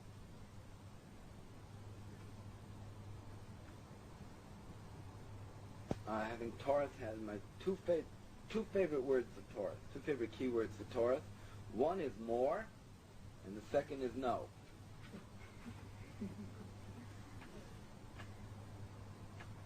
2 favorite words. What'd you think, Margaret? Yeah. Have some more, and no, I don't want to. I know, I lived with one for 13 years. No more. No. More no. Lovely. But stable, and focus and determine.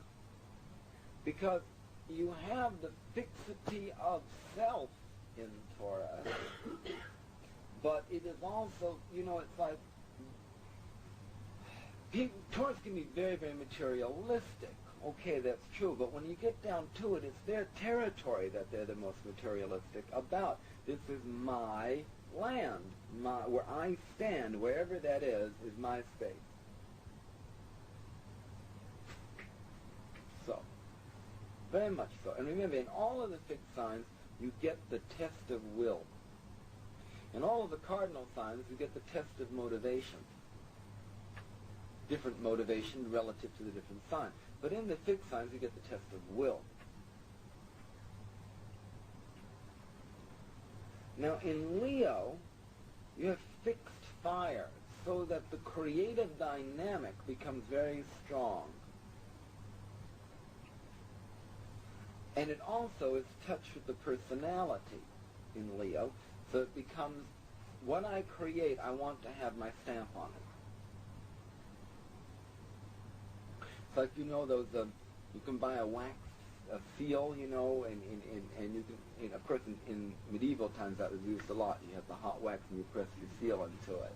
Well, Leo likes to stamp everything with their seal. This is me. You know, I am the sun, I am the light. And I'm fixing that in terms of will to be. So willing to be, will to be, and through a dynamic, creative movement is Leo. And of course, all the fixed signs are stubborn. But the nice aspect of stubborn is the more pejorative term. The more benefic term is determined. Determined. Now, Scorpio is in a very weird space, because Scorpio is fixed water, and by nature, water is not fixed. Because what happens if water becomes fixed? Two things happen. What happens to it? Wait a minute. It becomes ice, or it becomes stagnant. And so, you know, everybody says, oh, Scorpio 6. People with a lot of Scorpio energies, a lot of them suffer from impotence or from frigidity.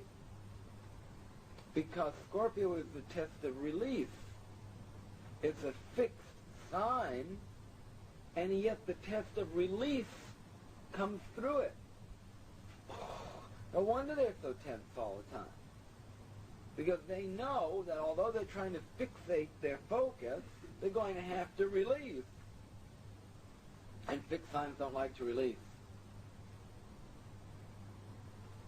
But because it's fixed martial sign, I will release when I have the greatest potency to achieve my next state. And then I'll fixate on that. Remember, Scorpios are the most obsessional.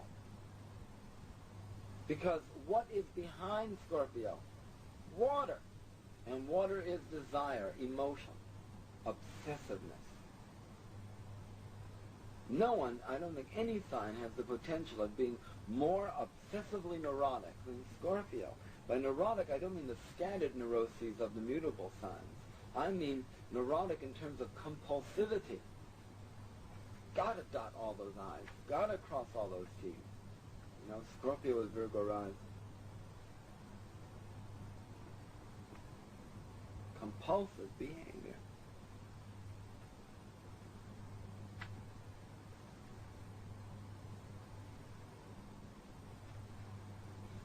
I find Scorpio to be one of the most, personally, one of the most fascinating of the signs.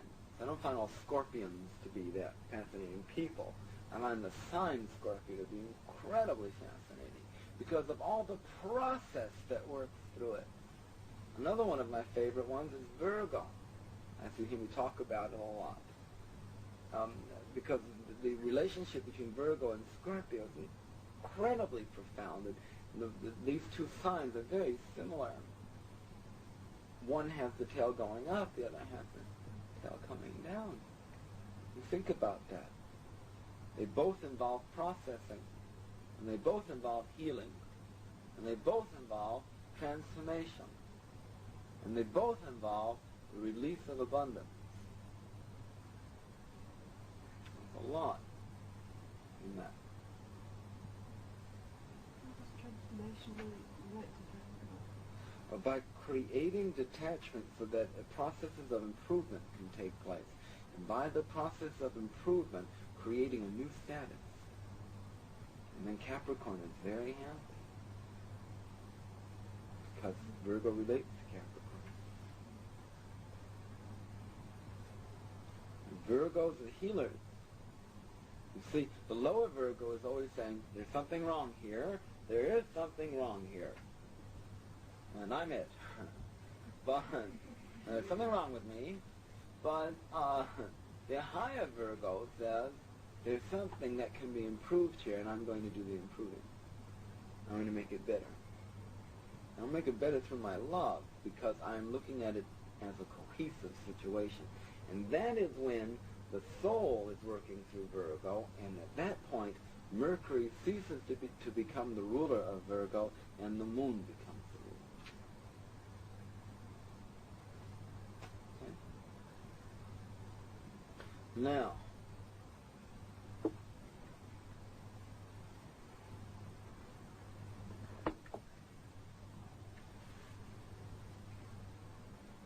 Now, where are we? Oh yeah, Aquarius. You can't change an Aquarian's mind. Don't try, ever. Present intellectual arguments and let them decide for themselves. But never try to change their mind. You will lose a friend. They're the most opinionated of all the signs. Why? Why? Someone raise their hand. Why would Aquarius? Yes, please. Are you an Aquarian? Well, I can't understand why everybody is so stupid. Anybody else have another idea? Why Aquarius would be so determined in through their minds, their opinions? It's fixed air. So that element of fixity expresses itself mentally, through mind. Also, Saturn is the co-ruler of Aquarius, and therefore there is a system of mind. The mind is structured to compartmentalize things. And once a thing is in its place, it should not be removed. It's understood to be that way, and that's where it's at. I have a friend of mine who has that triple conjunction in Taurus of Saturn, Uranus, Jupiter. But she was born in February, so she has Aquarius, Taurus squares. And you can't teach that woman anything. She is very determined. She's a high-powered New York television executive. Very high-powered woman. She's the only woman in this group of male executives. And so she is, and she's 4'11". And she is determined. She's going to right up there with the boys, and she's going to, make it all this. Very, very strong and moon and Aries woman. But she's my oldest friend. I know her since we were 16. But she is going to do what she's going to do, and that's where it's at. Very strong. And she gets her power through the focus of her mind, but she's become obsessed about certain thoughts that should be there. In my opinion. Of course, I won't tell her that. I tell her that, and she says, "Oh, thank you for being my friend," and then she goes on and does her thing.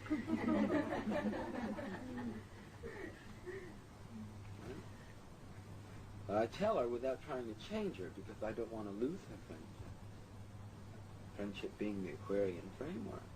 So she asks me to tell her, I tell her, and then I just accept her for who she is and let it be. I don't work for her. So, no pressure.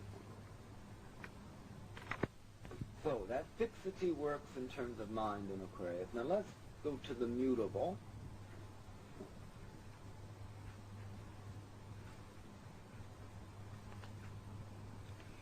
And mutable is communicating, moving from one point to another. That's why it said that the spokes of the wheel represent the quality of mutability, because it moves from the center to the rim. It connects the two. And mutability is the act of connecting.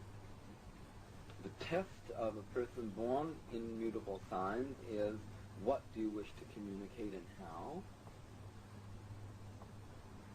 And mutability are also signs of collected pieces.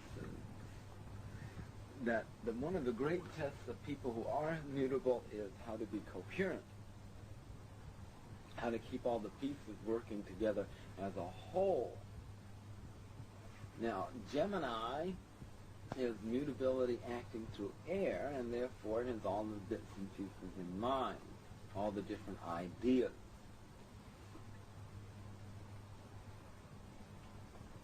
I think the most difficult thing for a Gemini to be is non-communicative.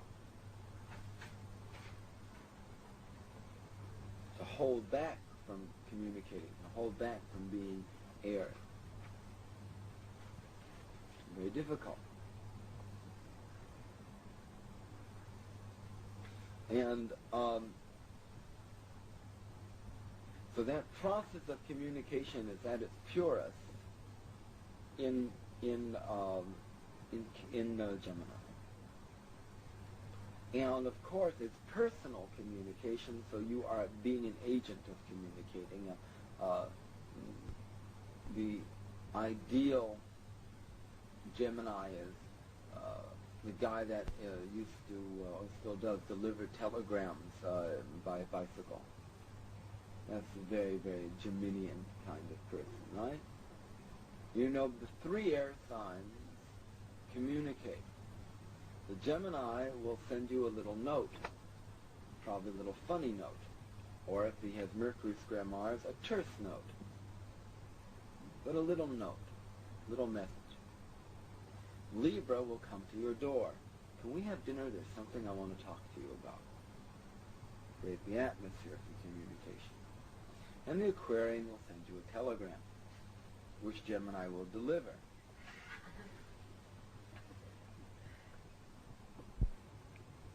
Well, what's Aquarian? I love long-distance phone calls. I love toll calls. Though in this country, you better have some money because they're very expensive toll calls. I found out easy. Okay.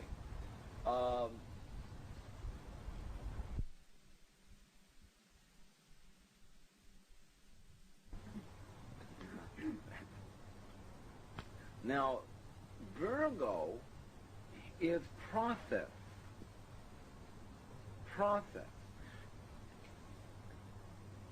Gemini is the collection of ideas and opinions. Virgo is the collection of processes. Virgo is keeping the recipe box. You know, having the helpful hints, the book about helpful hints, all filed neatly. Those kinds of things. The systematized. They have to be. Either Virgo is the most scattered or the most together. So, what you have is systems, processes, methodologies, the urge for improvement. All of that in Virgo. You ask, as I say, you ask Virgo how to do something, and they've never done it before, but they'll tell you how to do it anyway. Because they have that knack. It's a sign. All the mutable signs are signs of collective. In Sagittarius, they always know the answer. You know, they always have an opinion, which is earth-shaking in its encompassing framework. Right? They always have a philosophical approach to it. The wider view. The overview.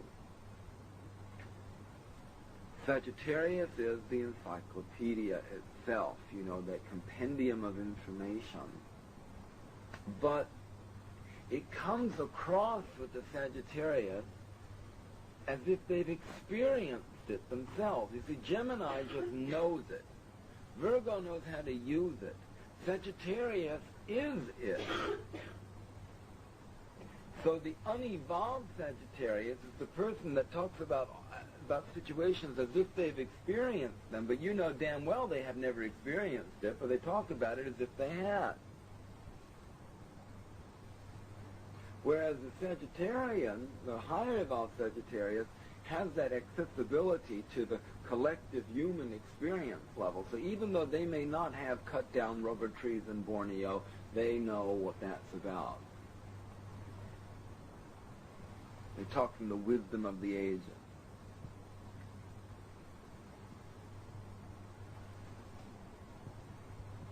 And there's a big difference between the Gemini and the Sagittarian.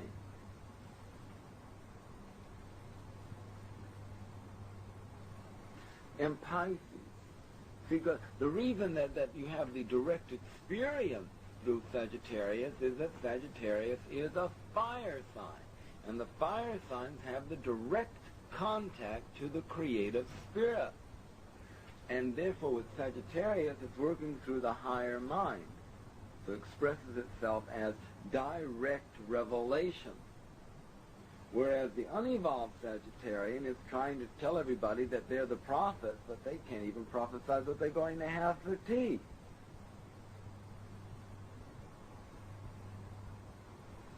Now, in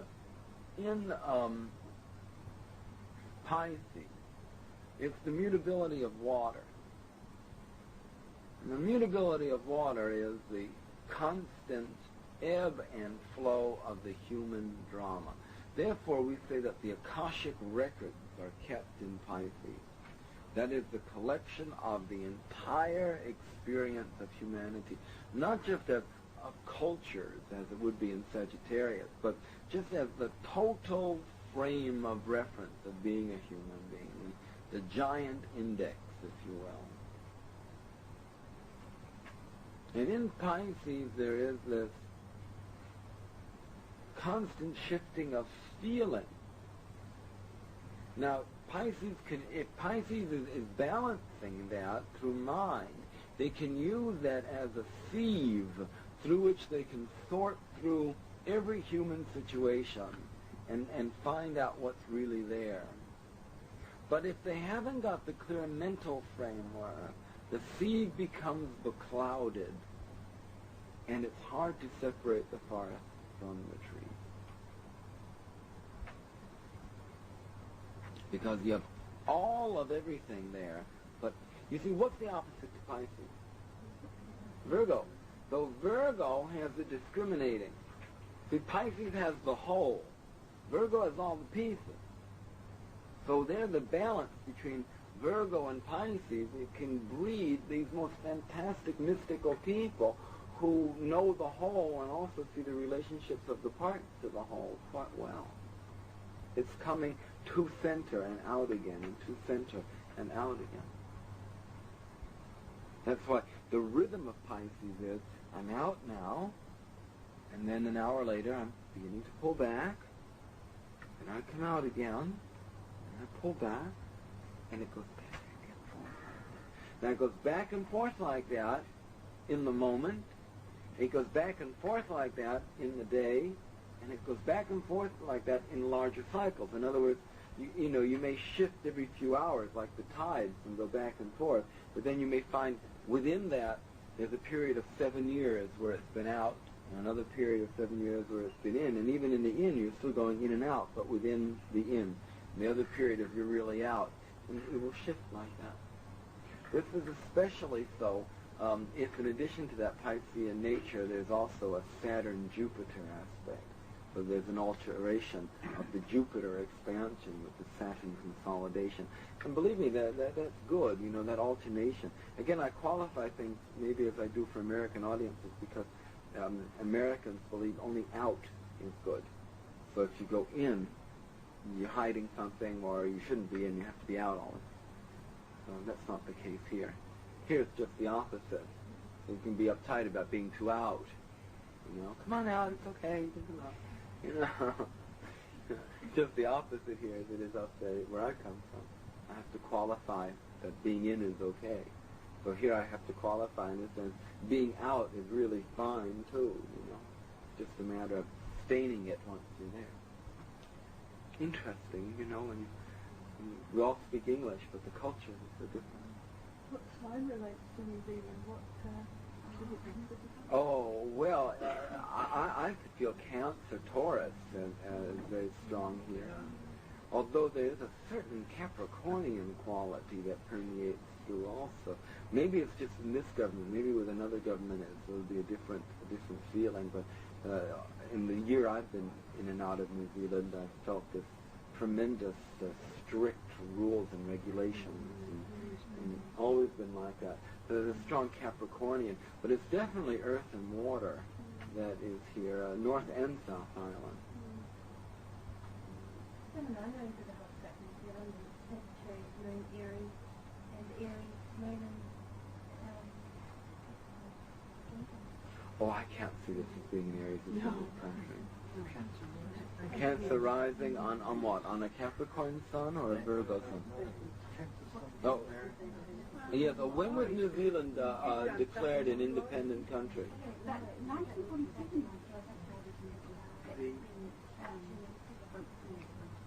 In what month? I think Laurie's done charts though. Have you got all know of? The latest political chart Yeah. New Zealand is based on the Statute of Westminster, which was 1947, and that gives us a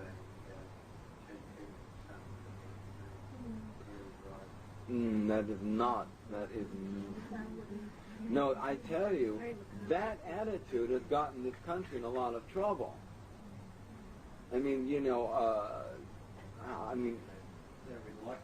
yes, but I believe that one has to recognize that this is an island in the Pacific and not a world power. Well, I don't want to talk about merging with Australia. No, I don't want to do that. Let's not talk about that. I don't think. I mean, this is a beautiful country just as it is.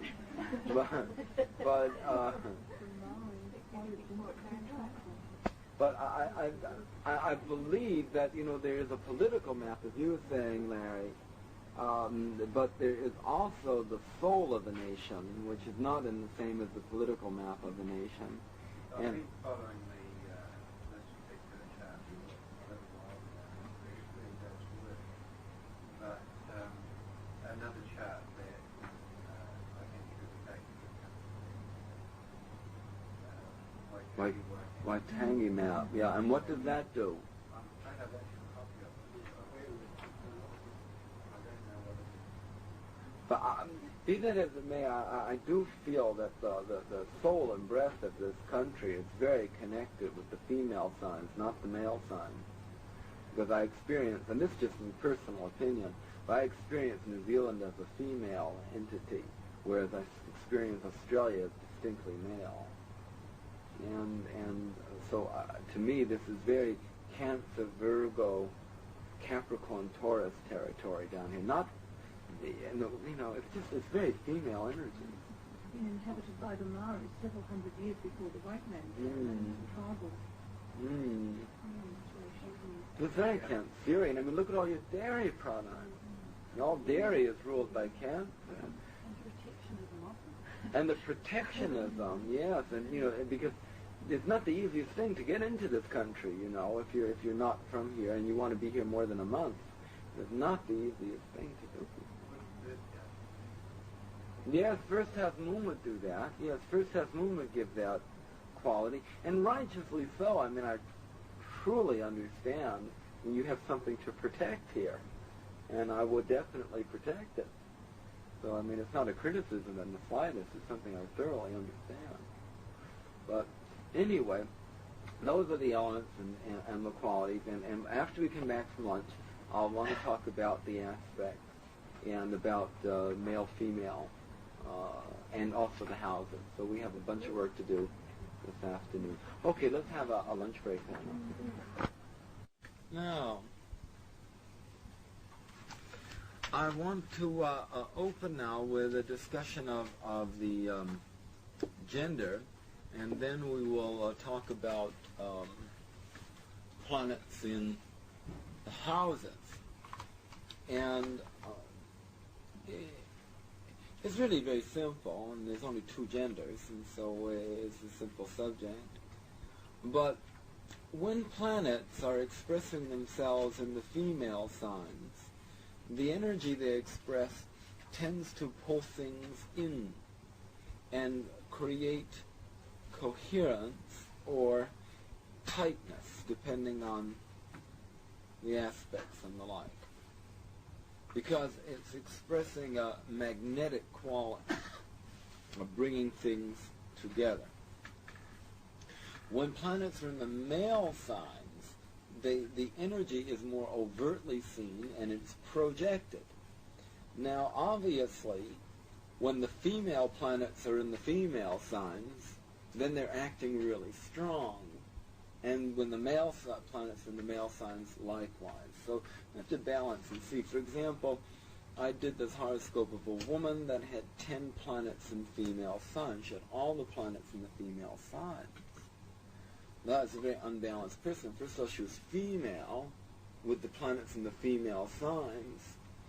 So that meant that all her focus was in bringing things together.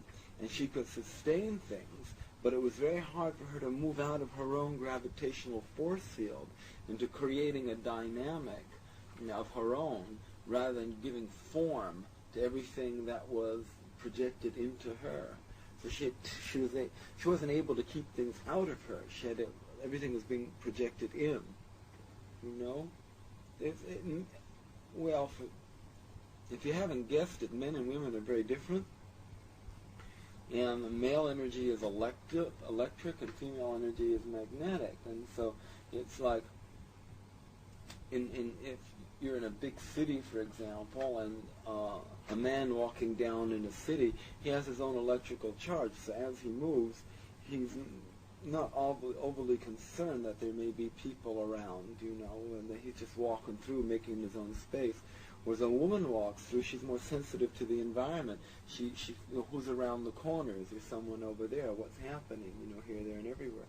And that's because she's pulling in all these energies, and she's bringing energy to herself, whereas a man is taking energy and projecting it from himself. Now, naturally, women project from themselves, and men bring to themselves. There's an electromagnetic balance in every person. But the primary charge for a person in a female body is magnetic, and the primary charge for a person in a male body is electric, and there are the variations within that. So naturally, a man that has a lot of planets in the female signs has a whole bunch of adjusting to do.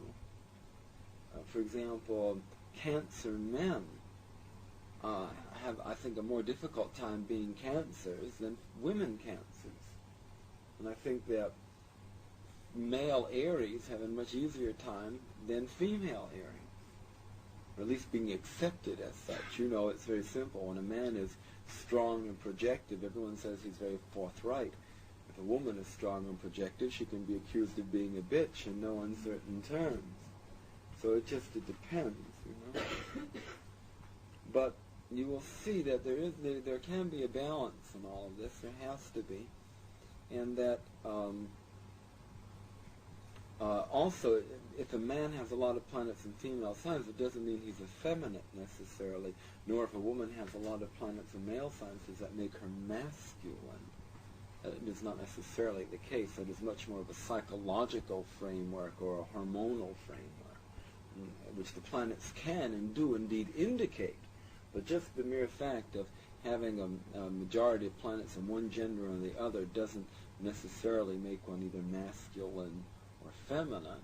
But it certainly is the difference between someone who brings things to themselves and someone from whom energy is being projected. And that's the basic difference between the two. But it's something that is very important, because you have to notice in the horoscope if the planets are more in male signs or in female signs.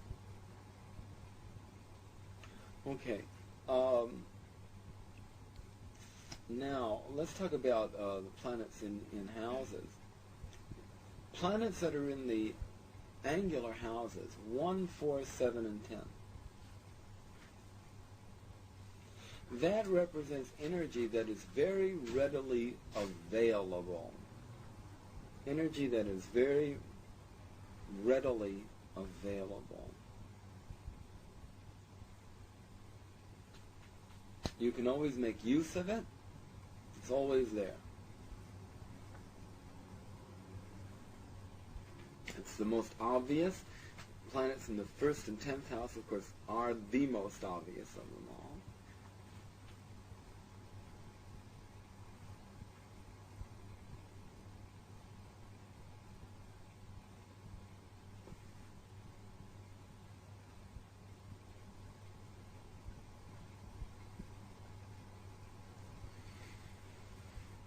And as I say, there's a sense of immediacy with planets in the 1st, 7th, 4th, and 10th house. Planets in the 1st house are those which are used in terms of the projection of personality. If you have Jupiter in the 1st house, you're a Jupiterian type of person, magnanimous, you're physically large, etc. Saturn in the 1st house, and you find yourself Saturnine, as opposed to jovial. Right? Find yourself depressive, or there's a great need to feel like you're working through constant restrictions in your personality. Gradual unfoldment, etc. Okay. Planets in the 4th house, of course, are the most subjective, and those are always working, but you may not always be aware of how they're working.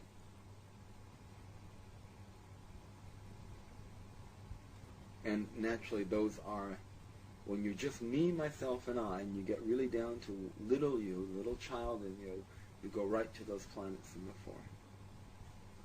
Fundamental nature, foundation, fundamental nature. What's at the bottom of you? If Venus is in the 4th house, the bottom of you is very love-oriented, romantic, etc. If Mars is in the 4th house, naturally there's something that's always stirring you up, something that's always bothering you, something that's always disturbing, something that you have to work out all the time. It's like an itch that has to be scratched off, etc. 7th house planets are circumstances that people bring to you, circumstances that you'll find in your relationships with others, and 10th house planets are naturally those which are the most public, the most easily seen, and the ones that the energies that you project out to the masses of folks, to your society. Now, having planets in the succedent houses, if there are no planets in the angles, it makes it very difficult to be spontaneous, because you don't have any energy to be spontaneous with. You know, it's hard to utilize what's in your immediate environment.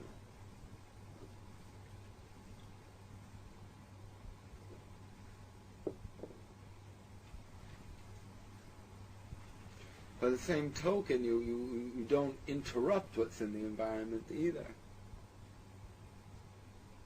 It's like if you don't have any planets in the cardinal signs, you don't initiate things, so you get along pretty well. I mean, you just go along with what other people are initiating.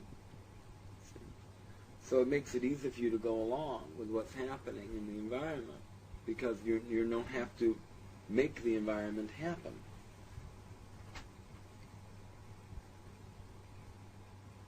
Now, there would be a bit of a balance in there if you didn't have any planets in cardinal signs, but you have planets in the 1st, 4th, or 7th, or 10th houses. That would give some sort of balance to that tendency. Then, planets in the succeedent, 2, 8, 5, and 11, that's like money in the bank. That's like energy that's stored, that's able to be taken when it is needed. You can pull from your background. If you don't have any planets in 2, 8, 5, or 11, you have to rely on the immediacy of the life situation. You can't rely on what you've already established, what your background is. You have to give out what is immediate, because most likely you have planets in the angles if you don't have them in 2, 5, 8, or 11. There's in that respect, not having any planets in the fixed signs has a lot to do with the search for values. You can go along with anybody else's values because your own values are not particularly firm or strong. So that whatever people say is what they believe in, you can say, yeah, well, that's okay. I can see that has some value, that has some merit. It's because you haven't established your own values particularly strongly. And if, as I say, if you don't have any planets in 2, 8, 5, or 11, then you have to work pretty hard to be able to draw from what you've already accomplished.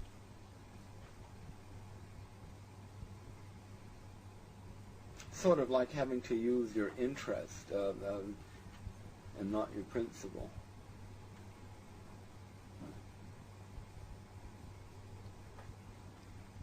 Now,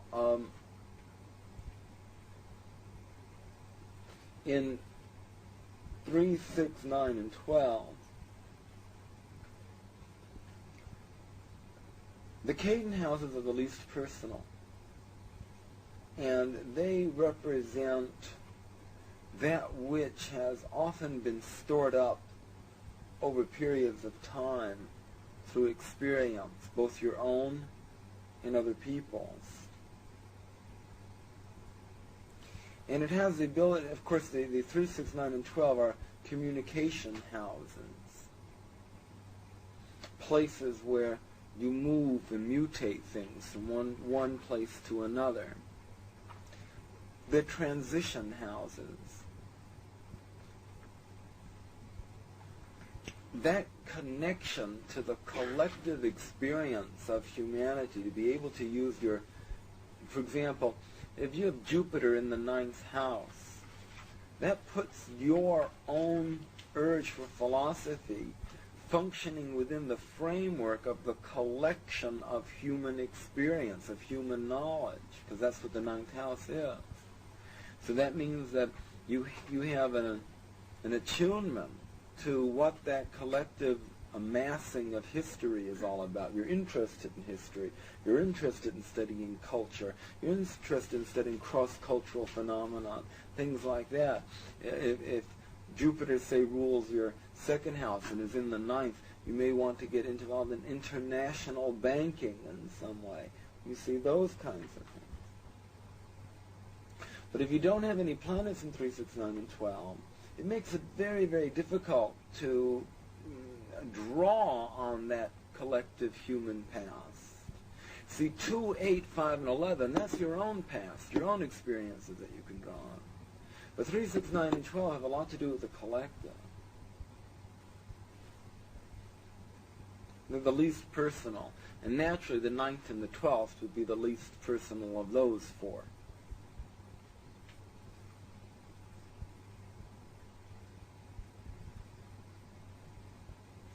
Also, there is a focus more on the immediate and the personal rather than the accumulated and the impersonal.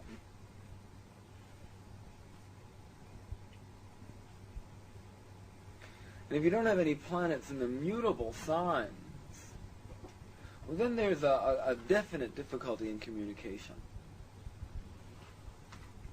And mutable people tend to be lighter. Cardinal people want to make things happen, and fixed people tend to be rather intense. Mutable people tend to be lighter. So there may be a sense of that lightness, of that certainly the flexibility is missing. If you don't have any planets in the mutable signs, you're not the most flexible of people, let's face it. It's hard to make adjustments. You know Virgo, the 6th house, not Virgo, the 6th house is the house of adjustments.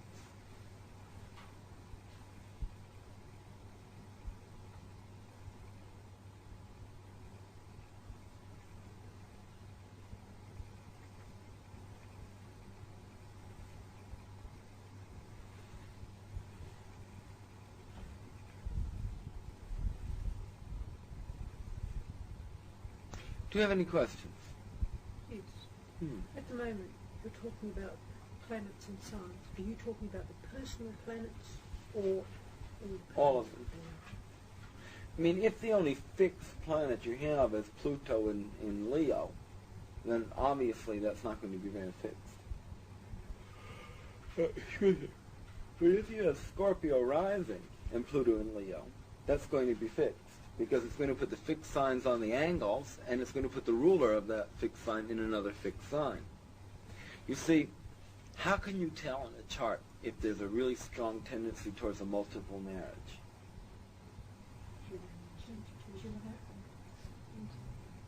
the dual sign? The dual signs where? On the 7th house cusp. All right, but you know, a lot of people are going to have a dual sign on the 7th house cusp. Doesn't mean that that's going to be a multiple marriage. Take it a step further. What, dear? That's it. If you take the ruler of the 7th house as a mutable sign, if the sign on the cusp of the 7th is mutable, and the ruler of that 7th house sign is also an immutable, and there is an affliction. For example, if one has Gemini on the cusp of the 7th house, and let's say Mercury is in Pisces, squared by Neptune, see that's the case, then very likely there's going to be some problems with the first marriage based on the person not being able to clearly see the choice of partner, that there's some deception, self-deception there, or that indeed, depending on the position, that the first partner deceived, was deceptive, and that perhaps there was a sense of emotional instability or alcoholism or some other form of difficulty dealing with Neptune being an aspect to the 7th house ruler of the chart. Now, sometimes, you know, marriages end very nicely, so that there's not always a rotten thing that a marriage ends. You know, sometimes it ends very nicely, amicably, you know. Or even if there's difficulty, people come around and they become friends again without, you know, too much difficulty. So you can see that sometimes a planet, you have a mutable sign on the 7th, the ruler of that is in a mutable sign, and there's a soft aspect to it from another planet, and that can show more than one marriage, but with an ease of transition.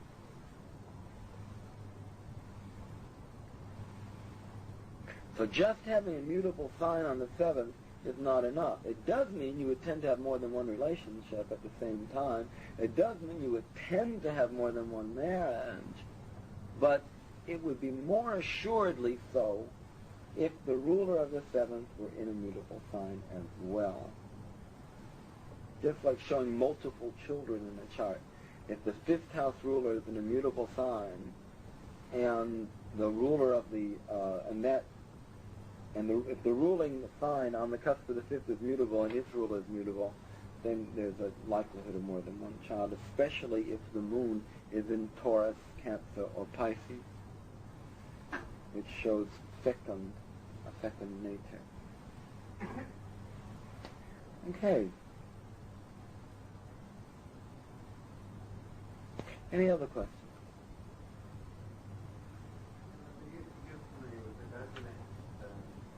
Studies? Mm-hmm. I was wondering if you'd like to comment on their findings in regard to the cave houses and the collection of planets in those houses most directly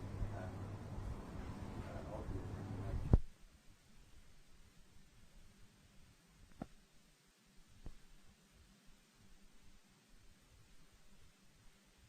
Okay. Any other questions? You're familiar with the Oken Studies? Mm-hmm. I was wondering if you'd like to comment on their findings in regard to the cave houses and the collection of planets in those houses most directly obvious in the nature of the You go on with that, Larry, because I don't remember what category was in what. Well, they did a whole lot of research and collected all these charts, and then they took planets like Saturn and Mars, particularly Mars, for example, and they placed it these are the houses of people who were very obviously displayed Martian qualities, and they found that the greatest collection occurred in the cave houses, particularly in the 12th and the 9th. And then they did the same thing with Saturn and Jupiter, and found the same thing, which seems to suggest that the idea of the angular habit being most important star is the expression, the obvious expression of the quality that seems to Contradict that. I don't know. I found in my own practice that is not the case. I found in my own practice that a planet in the angle very definitely, forcefully expresses that nature.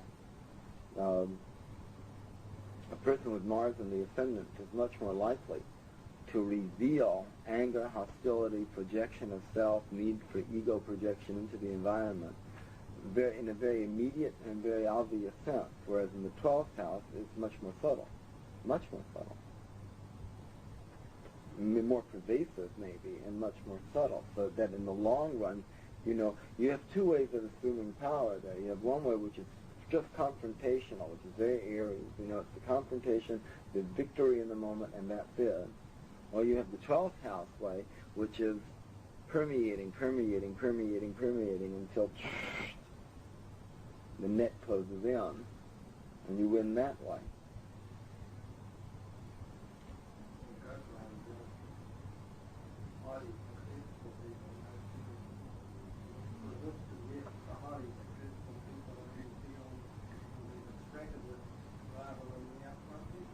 Oh, I would think so.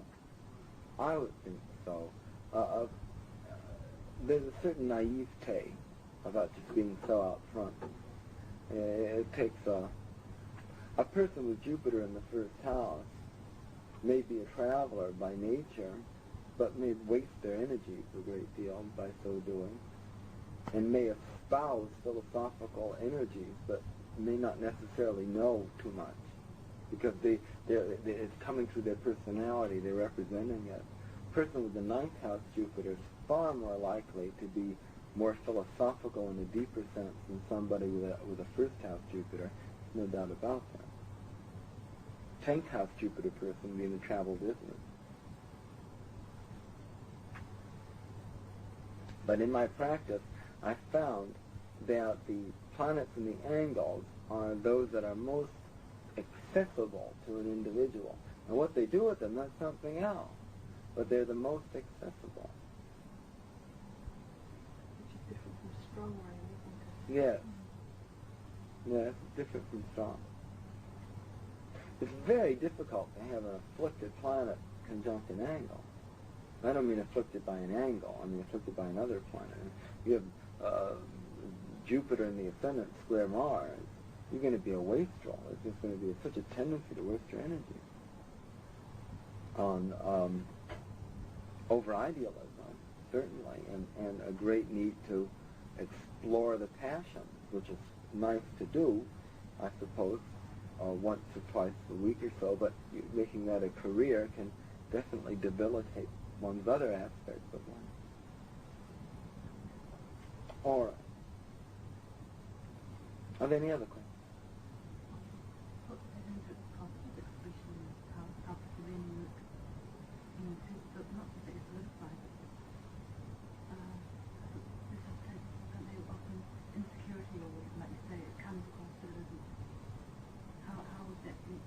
Well, if you can make positive use of any energy, there it is. I mean, if you have Mars rising and it's positive, no mountain is too high to climb. If Jupiter is positive, the vision is fantastic and great, I mean, it all depends on how you use your energy.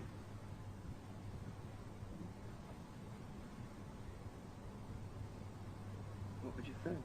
Yes, I just like you put it, as normally you've sort of been going at examples and then you say, but, and you put it, another aspect to it, and the planets are doing that. That's really only why Well, give me an example of something that you're thinking about. Well, say that Jupiter square Mars, okay, saying Jupiter's on New Zealand. Yeah. You're saying the energy's going to shoot out, basically, the waste of... Yeah, basically the person could have a sense of bravado about themselves that isn't real, a false sense of security, or a need to be very excessive in their self-projection, and which can be very difficult. Don't forget, Jupiter-Mars, that particular combination, is going to be hail fellow well met. You know, I mean, Jupiter-Mars, whether it's trine, a square, or conjunct, is going to give a noble character in some way, and a definite zeal for the crusader, the searcher for the Holy Grail. That's a Jupiter-Mars fellow, or woman, as the case may be, but the searcher for the Holy Grail. But there'd be a tendency to excess and waste with the square. But I didn't mean to interrupt you. Go on with your thoughts. Well, I was just thinking, how would you therefore take, like saying the Holy Crusade and not put them into whatever Don Quixote or using, and use that to give it the stability, or where would it come from? You could use it because it's not prominent. Look for the dispositor of the two planets. For example, if Jupiter were rising in Leo and Mars was squaring that in Taurus, see what Sun Venus would have to say. And take that through and see what signs Sun Venus would be in, and their aspectual relationship, to see if there would be some way to balance that. Certainly, always look for dispository. Always go to the dispository of a planet. That's the first thing I do is I look at a planet and see what sign and house it's in, and then the next thing I immediately do is go to its dispository. Always.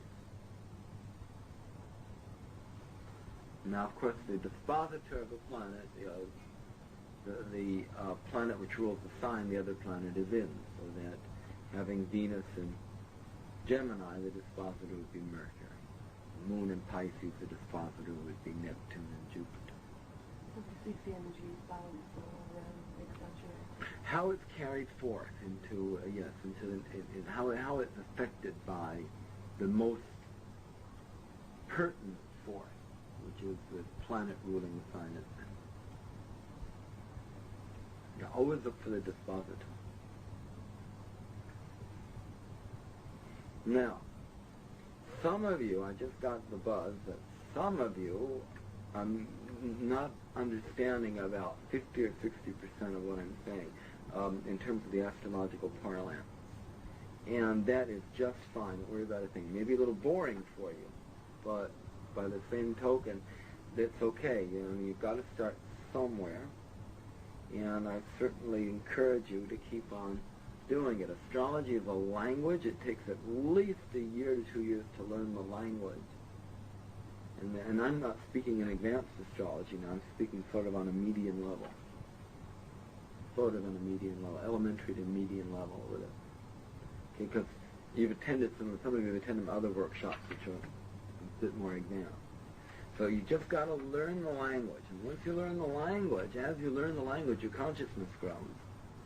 And then you can understand what this or any other astrologer is saying. Because I'm speaking in a special language with special reference points. And it doesn't mean that you're stupid, if you don't understand it.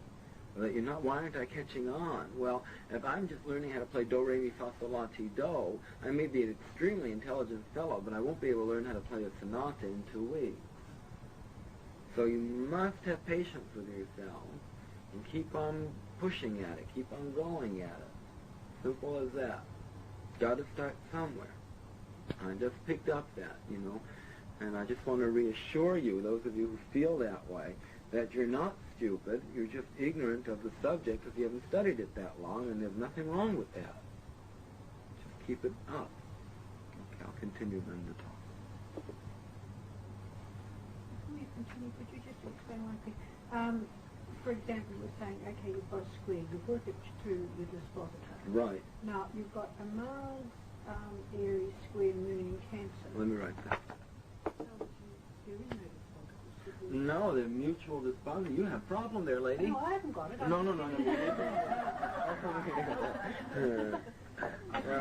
Yeah, if you have Mars in Cancer square the Moon in Aries, that person has a definite problem. No, all right. Or Mars in Aries, Moon in... Because there is no dispositive. Yeah. They're in their own signs. Mars in Aries to Moon in Cancer. Yes. Yeah, it's a very difficult problem. Because, first of all, you have a fire-water square, which is the most difficult square I think there is, fire-water square. And second of all, you're dealing with tremendously potent planets in their own signs, Moon in Cancer, Mars in Aries, and there are no dispositors, and so there you jolly well are with a lot of hatred for your mother. There's no doubt about it. Well, okay, we'll skip over the actual signs. Yeah. But saying you do have signs squaring each other in their own planets, and there are very no difficult. dispositors, what do you do? You work very hard to put mind over matter. And what if the dispositors are going to dispose of each other? Yes, well, Like that'd be the Mercury, Mars and Sagittarius Venus. opposition, that, I mean... You have mutual reception. Yeah, and Yeah. opposing. Yeah, it's the same situation. Then they're going back and forth. What Tawny is saying, and I'll repeat this because it's an important one. What happens if the planets and aspects are in mutual reception? That is, let's say it's Mercury in Sagittarius and Jupiter in Gemini, and they're in opposition. What that's going to do is going to make that opposition that much stronger. And in that case, though, the Mercury-Jupiter opposition in those signs is not particularly severe. What does take place is that there is some confusion between the idea and the ideal. There's some confusion between what the big issue is and what the small issue is. So that one confuses the mountain for the molehill and the molehill for the mountain. So there's a tendency to exaggerate certain situations. All right? And timing can be off the traveling, you know. You find yourself, always give yourself an extra hour to get to the airport because something will come up. You'll forget your car keys, or especially if the moon is in a T-square with that, you're likely to forget your car keys or something. But a certain sense of scatteredness. But basically, that's not a hard one. You know, Jupiter, Mercury, Jupiter, and that's not a difficult one. But the principle we're talking about of the mutual reception, yes, that will strengthen the aspect for good or ill relative to the aspect. In other words, if I have Venus and Taurus, Venus and Capricorn, trine Saturn and Taurus, that's fantastic. Really good. Why? They're in each other's signs by trine. It's really going to make it strong. But what if I had Venus in Capricorn and Saturn in Libra square? That's going to make that a very difficult square. Why? Because they're in each other's signs, but they're an aspect by square. Okay? Yeah. Now, when the dispositor, here's the rule. When the dispositor of a planet is in aspect to that planet, it strengthens that aspect for good or ill.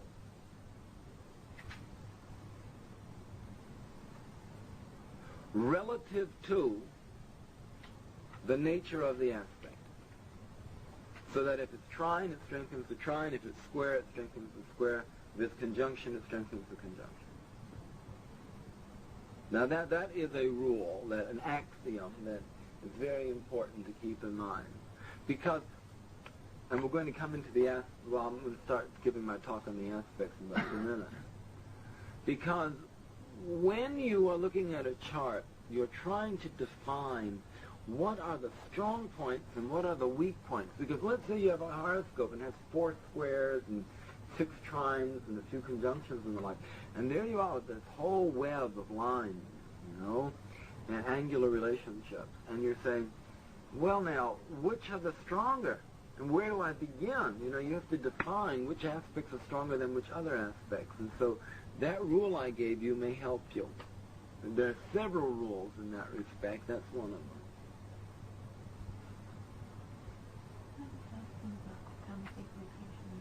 The Yes? whole question the lady was asking about exaltations and falls.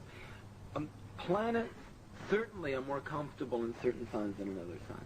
There's no doubt about that. Saturn would much prefer to be in Libra than it would to be in Pisces. Saturn would much prefer to be in Taurus than it would be in Cancer.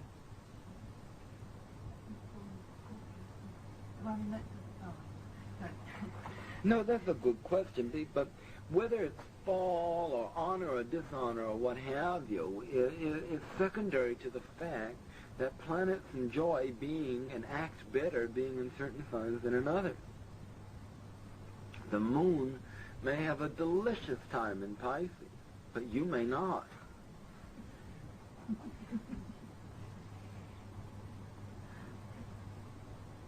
It's like, the nice, gentle person, sun in Cancer and Pisces rising, moon in Taurus, a real sweetheart, right? They've got a Mars and Gemini. What, dear? It's not too gentle when you've got a Mars and Gemini. It can, the sun and moon.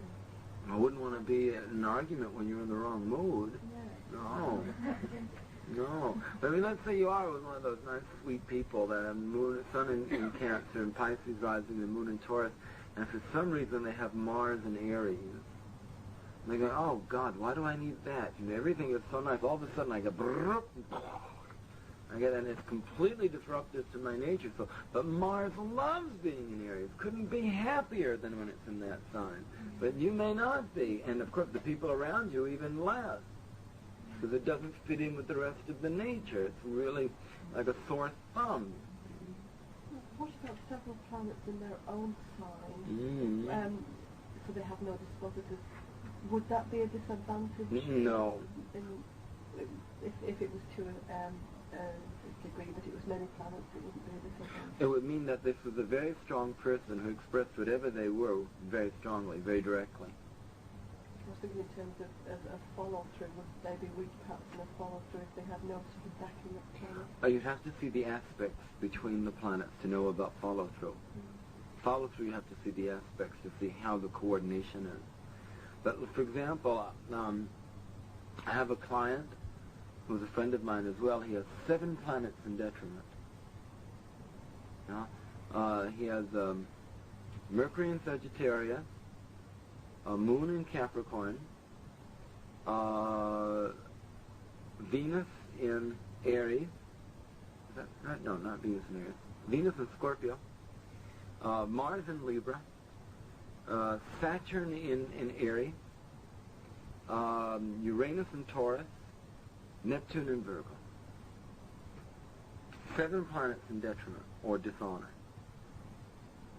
And it's very difficult for him to express himself in a way where he feels positive about his own sense of achievement and his own direction. Very difficult. Lovely man, but very difficult for him to feel positive about his own self-expression. Well, 7 out of the 10 planetary energies are expressing themselves invertly to their own needs.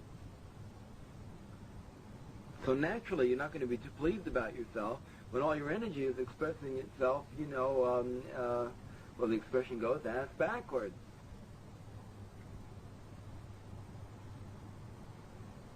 So I have to help him tune into his soul qualities so he can see that he is a beautiful human being and that he has quite a task on his hand about regulating that very undisciplined personality of his. So that's what his task is this time around, is to help regulate that very undisciplined Sagittarius personality. But his soul is beautiful. Okay?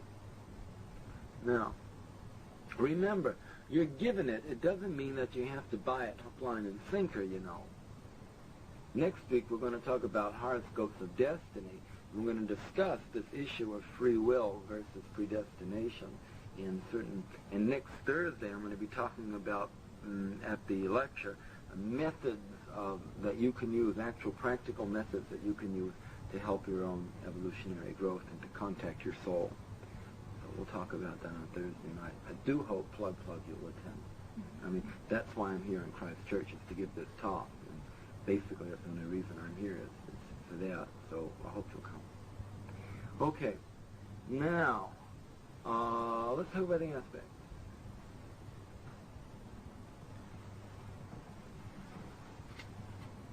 This is my favorite part of this whole talk.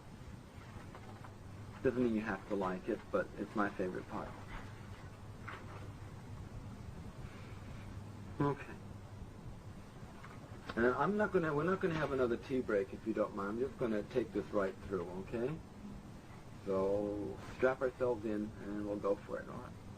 But I will take a break in about 15 minutes. Everybody get up and take a stretch just in your place so that we can have some room, and then we'll continue, okay? Now, the aspects are the links between the energies.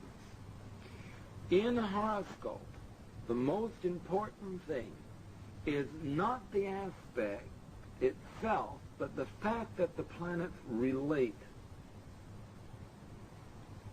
So that you will find that in the astrology I do, I'll talk about this person having a Jupiter-Mars, let's say, contact.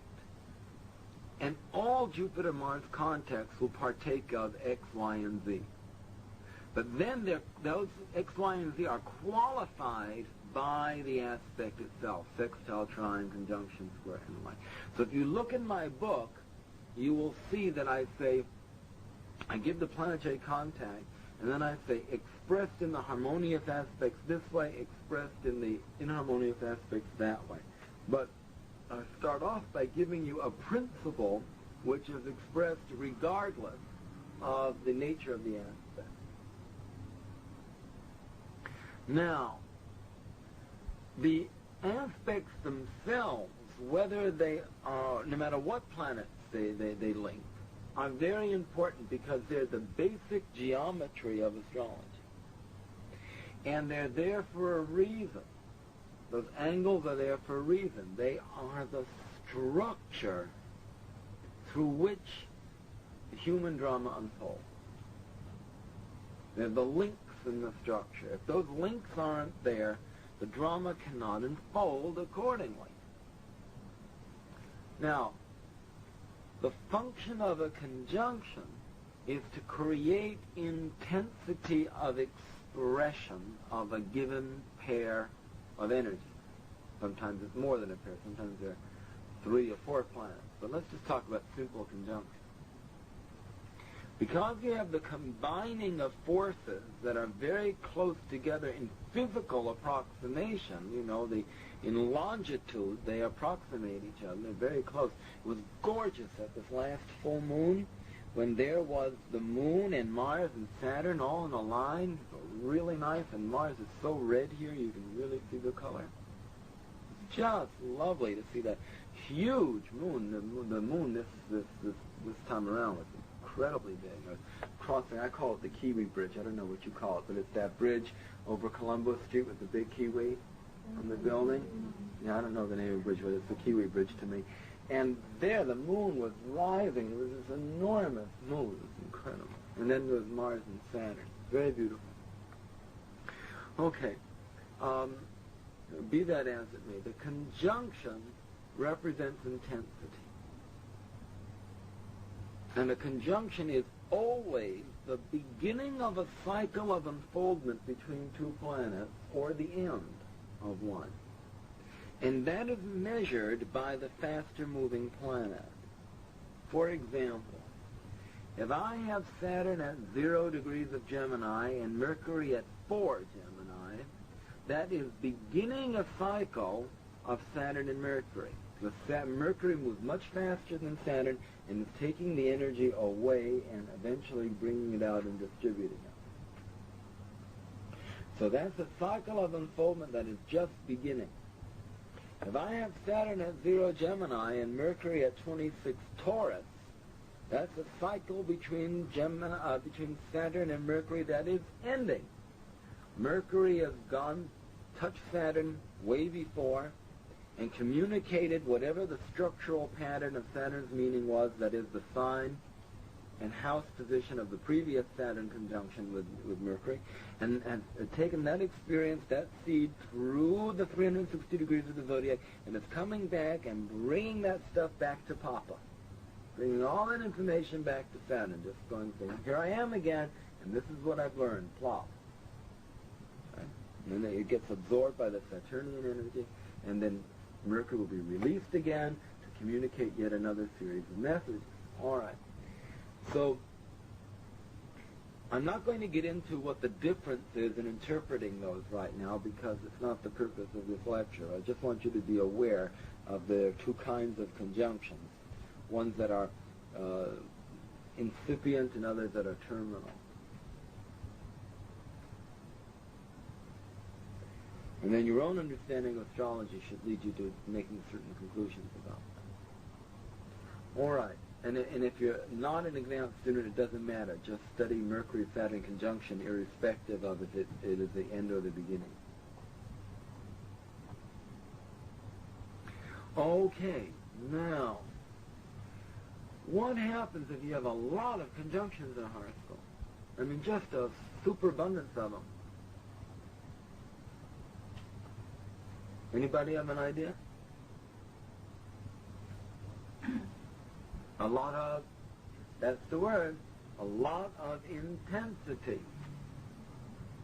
A person with a number of conjunctions in their chart is going to be very intense. Now, the personification of that, of course, and the prime example of that would be the bundle chart, where all the planets are within 120 degrees. So you have a series of multiple conjunctions. And that's the most intense kind of human being.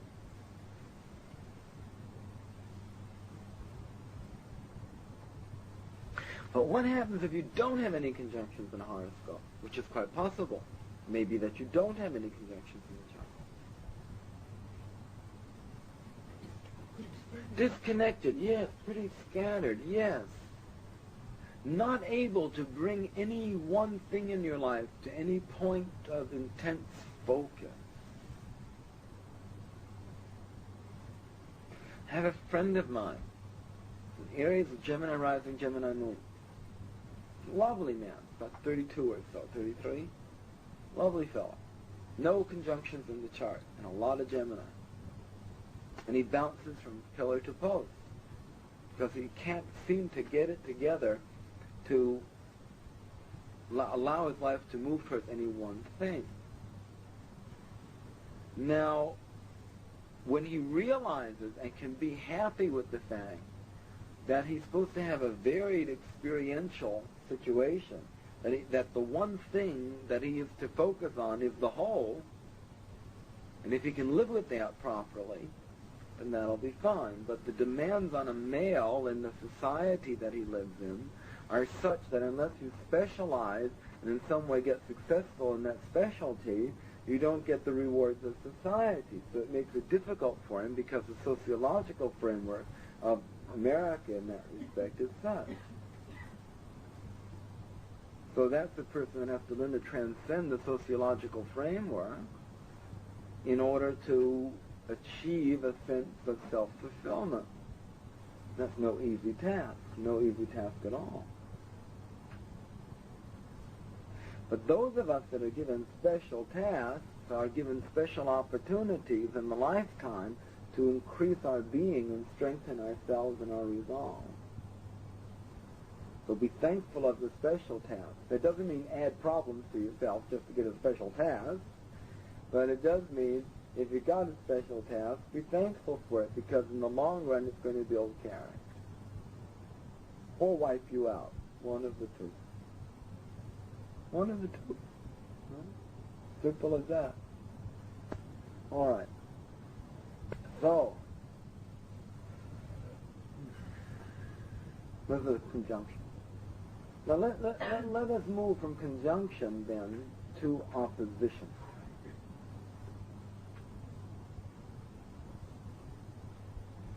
The function of an opposition is to create awareness.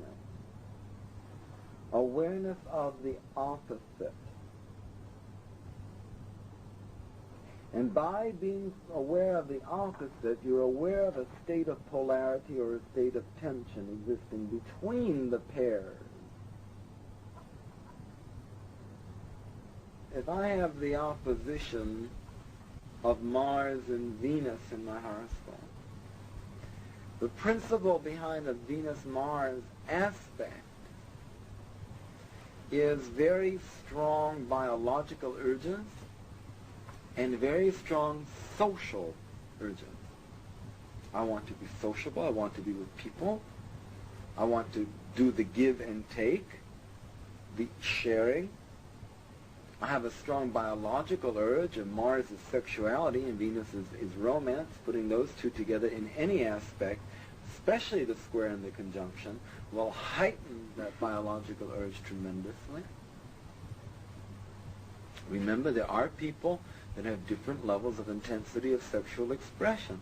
Some have a lot, some have a little, and some have just average. And if you look at the Mars-Venus aspects and their relationship, you can tell the type of intensity of a person's sexual expression or needs.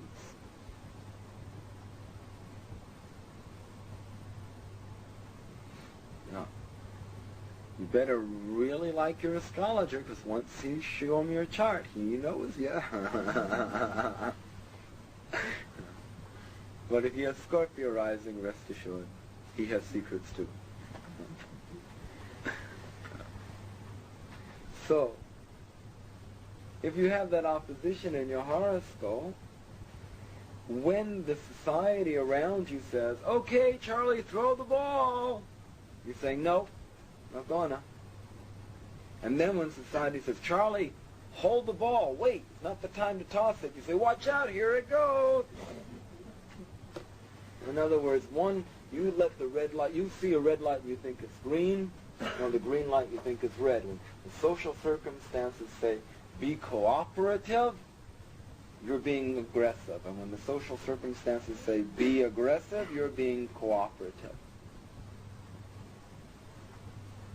So, when the situation says, be romantic, you're deciding to be sexual, and when it says, be sexual, you say, oh, wouldn't it be better if we kept this as a platonic situation? So that opposition will eventually teach a person the relationship between those dualities that I've just outlined.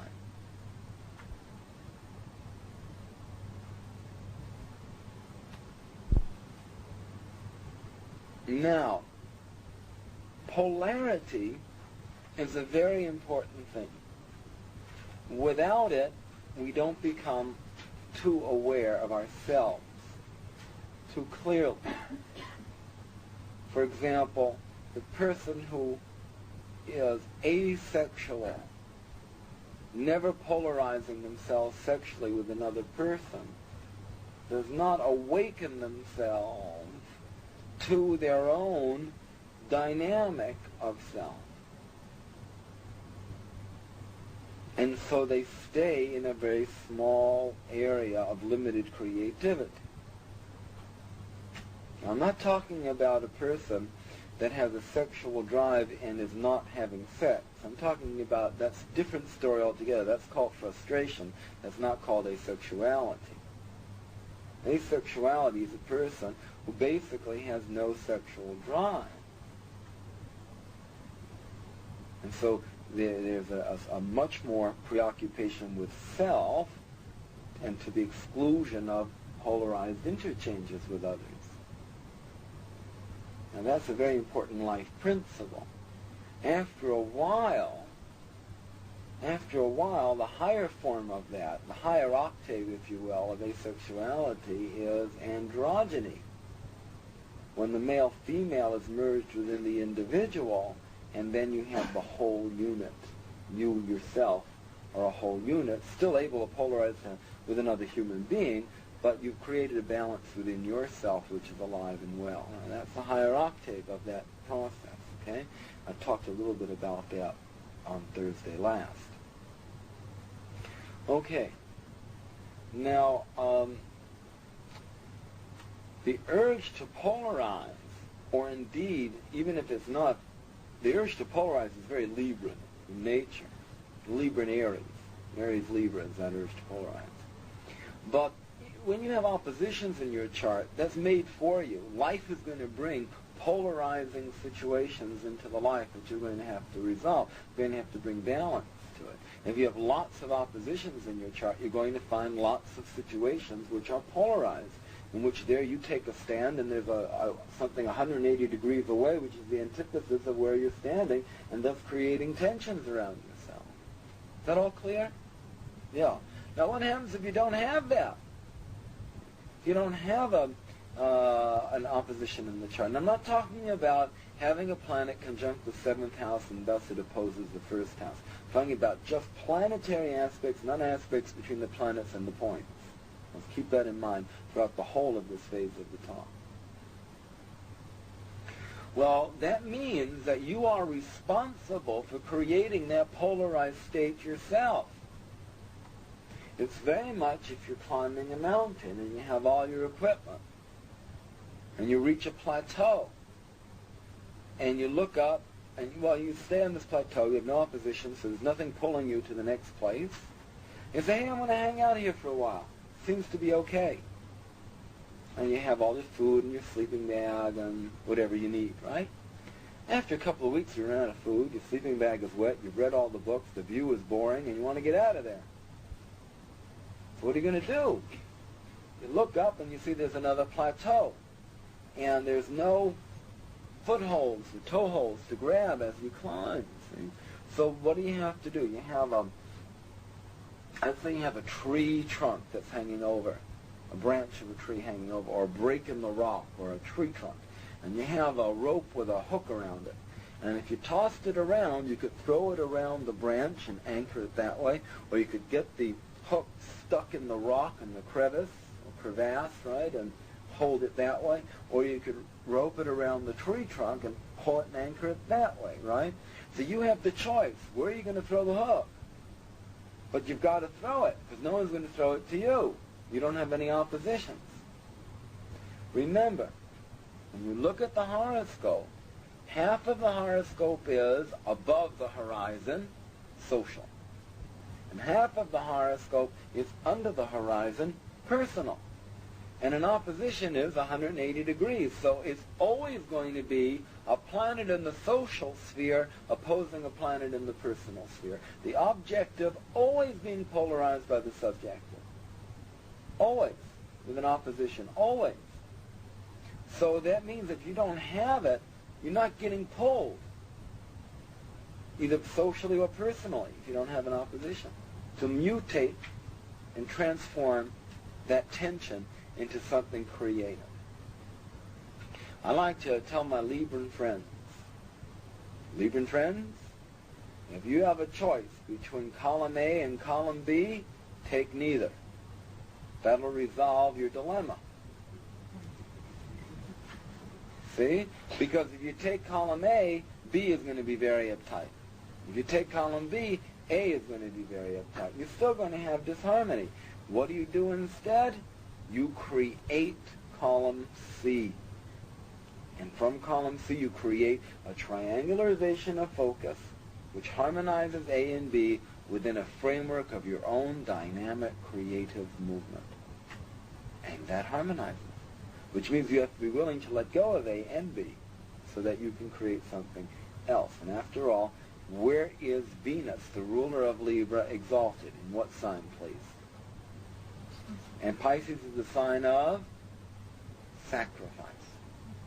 So the Libran gets exalted when she or he is ready to release both ends, to create the sacrifice, and through that they get both plus one. Remember that. That is a formula. Okay. For example, bringing out that principle of sacrifice to the Libra nature, which is not sacrificial, but more of sharing. You know, Libra's a business person. Let's create a contract. Whereas Pisces is self-sacrificing and says the contract just is love itself, not a signed document of loving.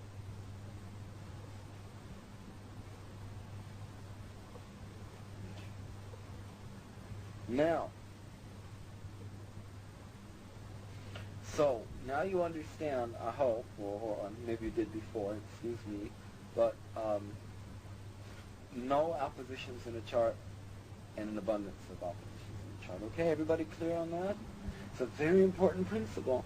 I believe in that the opportunity of an opposition is wonderful, because it really helps you to get both energies really nicely straightened out. Now, in the horoscope, it can show you where to go with it. If, for example, you had a third planet that was 120 degrees to one end and 60 degrees to the other, that would be the natural way of resolving that opposition. But if you had another planet that was 90 degrees to one and 90 degrees to the other, that means that that's the natural way it's going to go, but it may not be the best way for you. Look to the other side. Okay. Now apply a lot of what we're discussing today. Next week, when I'll be handing out, thanks to Margaret, the Xeroxing of some charts, and we'll go over those together next week. Plus, the first part of the talk will be a philosophical discussion on the law of free will and the law of karma.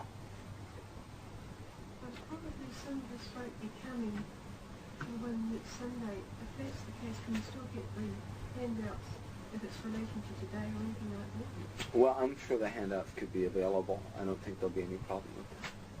I thought we finished your tapes. Yes, we're doing tapes. So, Yeah. Okay. No, it'll be no problem. It's just pressing the button one more time for the copy machine. Okay. Now, what about squares?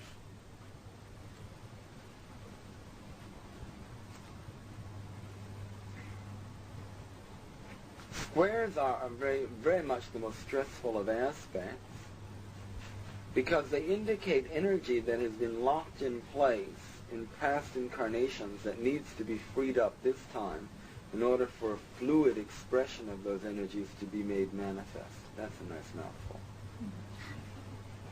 Locked up energy, it has to be released so a more fluid expression of those energies can be made manifest. The squares very definitely show you where your work is cut out for you. But I tell you, the trines also show that too, because the trines show you, hey, you've got all this free-flowing energy, what do you do with it? Except that the free-flowing energy doesn't hurt, whereas the squares are tensions that repeat themselves again and again and again. Yeah. Mark Edmund Jones says, very fine American astrologer, Mark Edmund Jones says that the closest square in the chart, especially the closest applying square in the chart, is called the square of negative dynamic, and it will show where the most work will go in the life. Where there's the greatest opportunity for growth and the greatest opportunity for stress. Sign Libra holds the key to the balance of the universe. So where there's stress, there's also opportunity for growth. There's that great, great duality. I always think of Libra as a dual sign, because there's two sides to Libra all the time. While, yeah, okay. Now, if there are an abundance of squares in the life, there's tremendous tension. But it means you can hold the tension, too. For example, someone who has a lot of squares in their life, and you break their best china cup, they go, well, that's another cup. Someone that has no squares in their charts, and everything is really easy, and you break their china cup, they go, my God, look what you've done to my cup. Oh, I'm never going to recuperate. Oh, I mean, if you've had a lot of stress and a lot of tension, it's just another thing, you handle it, no big deal. That's why you really need, excuse me for talking, man, gotta get this throat a little moist. That's why you really, really need some squares and oppositions in the chart, because it gives you backbone, it gives you something sturdy, Life ain't easy, even in this beautiful, docile island. Life is not an easy situation. You need the strength. The squares give that to you, no doubt about it, or they stress you out. If you don't have any squares in the chart, there's a lot of the inner dynamic tension is missing. So the urge to achieve character building is diminished.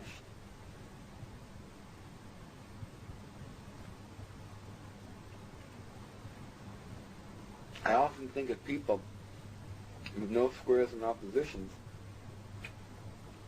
as, well, first of all, they tend to be rather lazy. And second of all, they're like the lotus eaters in Homer's Odyssey. And we just eat the lotus leaves and just spaced out, you know. No dynamic tension.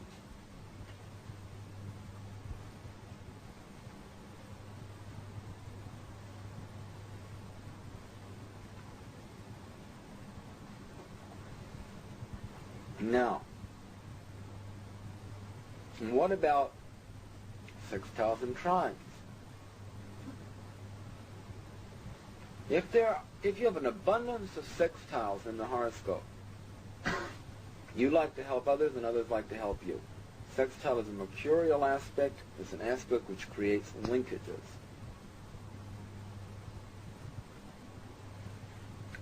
Sextile aspect is a very Venus-Mercury aspect.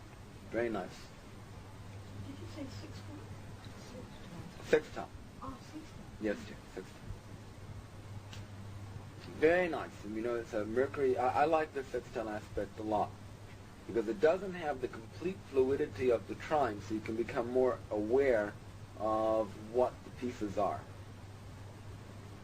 Now you have to understand, I favor things that create awareness because we sleep long enough. So anything that's going to give me a little more awareness is something I want. So shock, well, maybe I need that to my system, wake me up. So I like to look in the horoscope to see where the awareness will come from, what areas will bring about this an increased awareness, because that's consciousness, you know. Want more of that. So, the sextile allows for linkages to take place. If you don't have any sextiles in your chart, it's hard to keep the little things in life together. It's hard to keep the little things all in nice packages.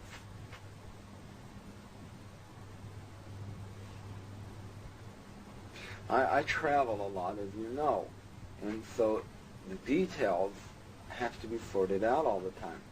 There always have to be people who can receive my mail, or you know, who be there for phone calls, or who want to help set things up, and on all of that. I mean, that's a very essential aspect of what I do. And I have a lot of good Mercury sextiles. Also a lot of sextiles, so there's always a helping hand. But then again, I'm always on the lookout to see how I can be helpful to someone else to get their thing together, to facilitate their process. That's just a natural thing with sextiles. You want to make those connections. They're just natural for you. But if you don't have any, it would be hard to keep that stuff all coordinated. But what about trines? Now, if you have a lot of trines in your chart, all you have to do is be in a place and you'll get the best stuff that's available. You don't have to do very much. For example, if you're in prison, you'll get 2 pieces of bread for lunch that day instead of 1. I'm saying that because just because you have a lot of trines and sextiles in the chart doesn't mean necessarily you're morally good. One of the best aspects a con artist can have is a trine between the moon and Mercury. Say anything you want him to say in the nicest of ways. Easy. And just because the trines and sextiles, remember the horoscope is not a reflection of soul growth, but it is a lens through which, when pierced by the clarity of intuition, the soul may be revealed. But in itself, horoscope does not reveal that. You have to pierce that through the veil, through your own development and growth, and then it will reveal its secrets accordingly. Now, if you have an abundance of trines, just hang out and it'll all come to you. Sometimes too easily, so you don't get any growth, you just get the benefits. But if you don't have any trines in the horoscope, it's really hard for things to stay fluid, to move easily. Not just the little things in life, the sextiles, but the big things. It's up to you to keep everything together, to keep everything harmoniously flowing and fluid. You have to, it's like if you're away from home, you have to call back all the time to find out what's going on. But if you have lots of trines, especially if they relate to fourth house things, then things will be going of their own accord. I'm using that, of course, just as an example. So, I think those are all the major aspects. Do you have any questions? It's not on aspects, but there is something I would like to know. Sure. Retrograde planets. There's so many different theories, and I don't know what I can really believe around. Well, the investigation I have seen in judging charts is that a retrograde planet does not necessarily weaken the planet, but it creates a subjectification of the experience of the energy. For example, if I have a retrograde Mercury, I'm more likely to tell myself what I'd like to tell someone else. And then they go away and I say, I should have told Charlie such and such. Or there are certain delays in making communication caused by the subjectification. Or if I don't subjectify and I just do it, I have to do it again because I didn't work it out fully within myself. A retrograde Jupiter, now I have one of those. And it works, I found it working something like this. My urge for philosophy, my urge for travel, my urge for teaching, my urge for publishing, that's not afflicted at all. But I have to be very careful not to overexpand without working through within myself where that expansion is going to lead. I'll give you an example of that. Years ago, I had a house that was a pre-Civil War house, and it was built around 1840 or so.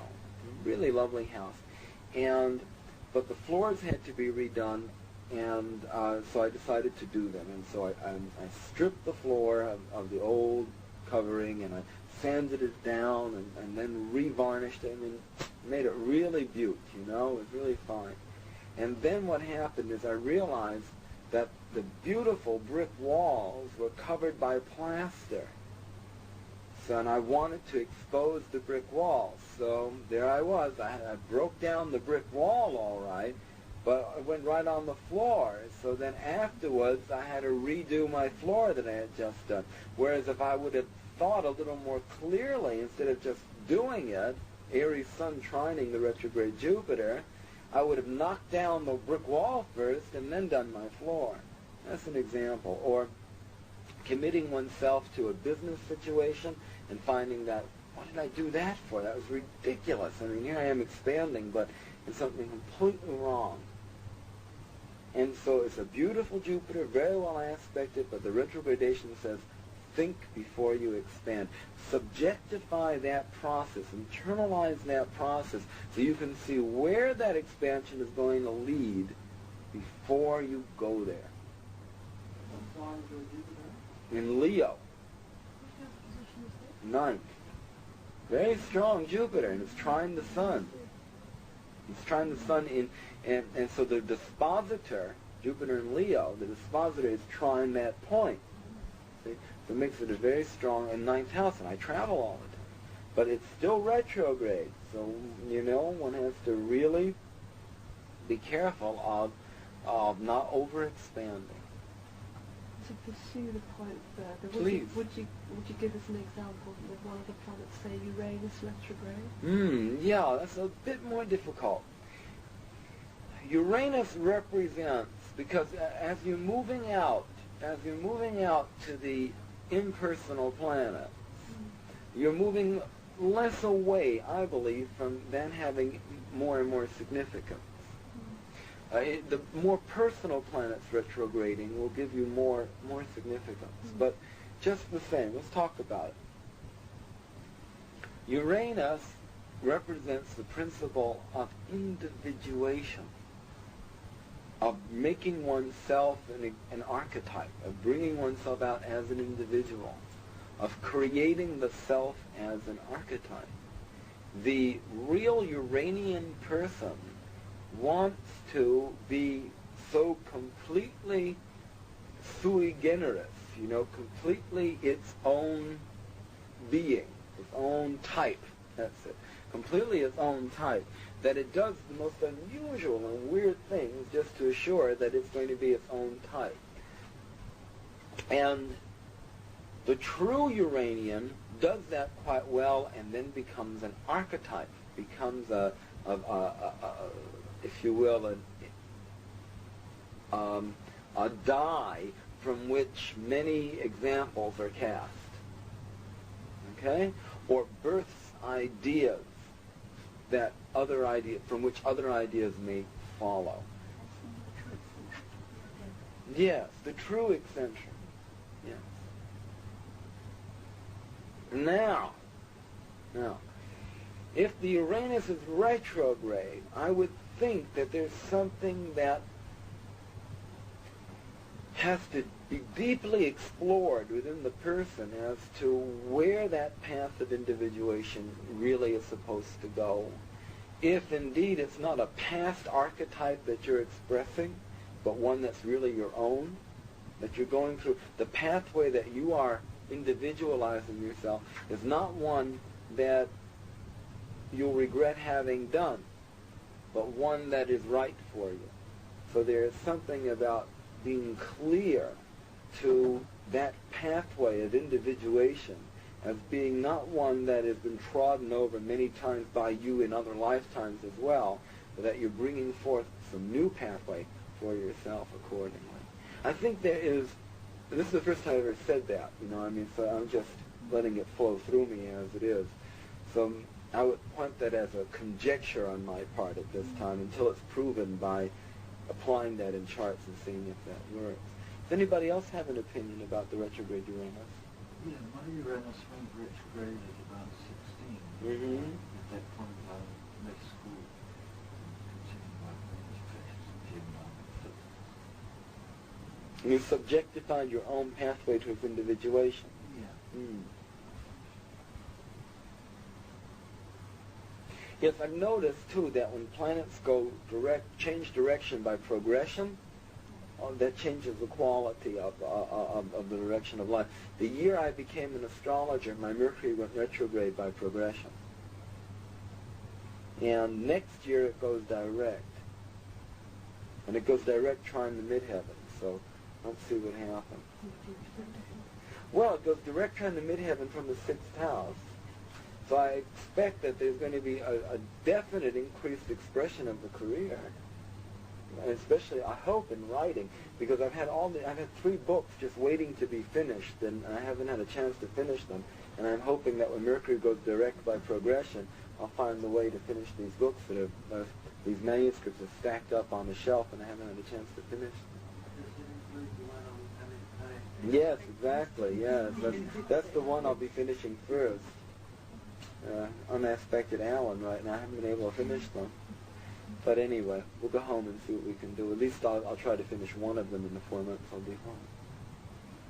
Okay. Any other questions you might have? Not just about today's workshop, but in your own work and in the astrology in general. Following up this retrograde, this is a personal thing, but I'm working with a man whose time of birth I don't know, but he has Mars, Jupiter, and Pluto all retrograding also. Mm-hmm. And he's a place in the sun system cycle. Mm-hmm.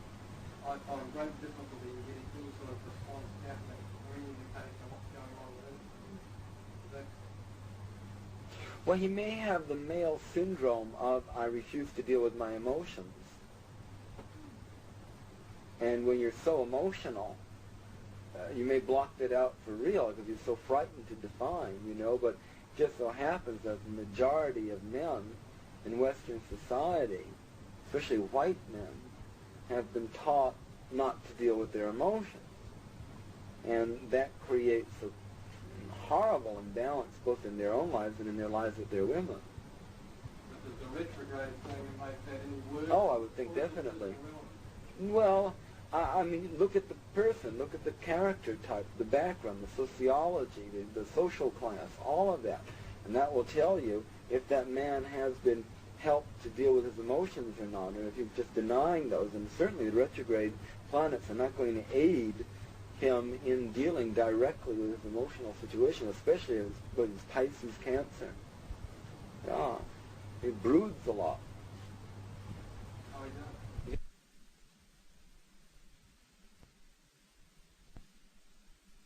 Cancer. Yeah, he broods a lot. Oh, he does. Yeah, well, I would think he does. I've never been quite sure whether he broods or whether there's just nothing going on. Well, there has to be something going on, because there's always something going on. But what you can do is tune off your sensitivity to it. And by tuning off your sensitivity to it, you block your own way of expression, which obviously this person is doing, because he would become alive through his feelings. If he's blocking his feelings, and he's all emotional, he's not mental or inspirational or practical, but emotional, then he's cutting himself off from his feelings. It's like taking your antennae and snipping them off and not listening to your own inner life. So what that person will need is either a tremendous shock to wake them out of this complacency, or they'll have to go increasingly into watching the telly and reading the newspaper as a way of life. Do your work, go home, eat, read your paper, watch your telly, go to bed. Is it like making a substitute for reality? That isn't creating a very definite. Yes, that is. Reality is dealing with emotions is something I've never been taught to do. I have so many emotions, I don't know how to deal with them. I'm frightened of dealing with that which I haven't been taught, therefore I will close that off. By closing that off, I'm closing myself off to myself because that is me. Could you comment a little on Saturn Neptune aspect? I remember a chap working particularly with the square and the conjunction. Yeah, the conjunction, the younger folks with the conjunction, yeah. Well, first of all, this Scorpio, Neptune, Saturn stuff is very difficult with the younger kids.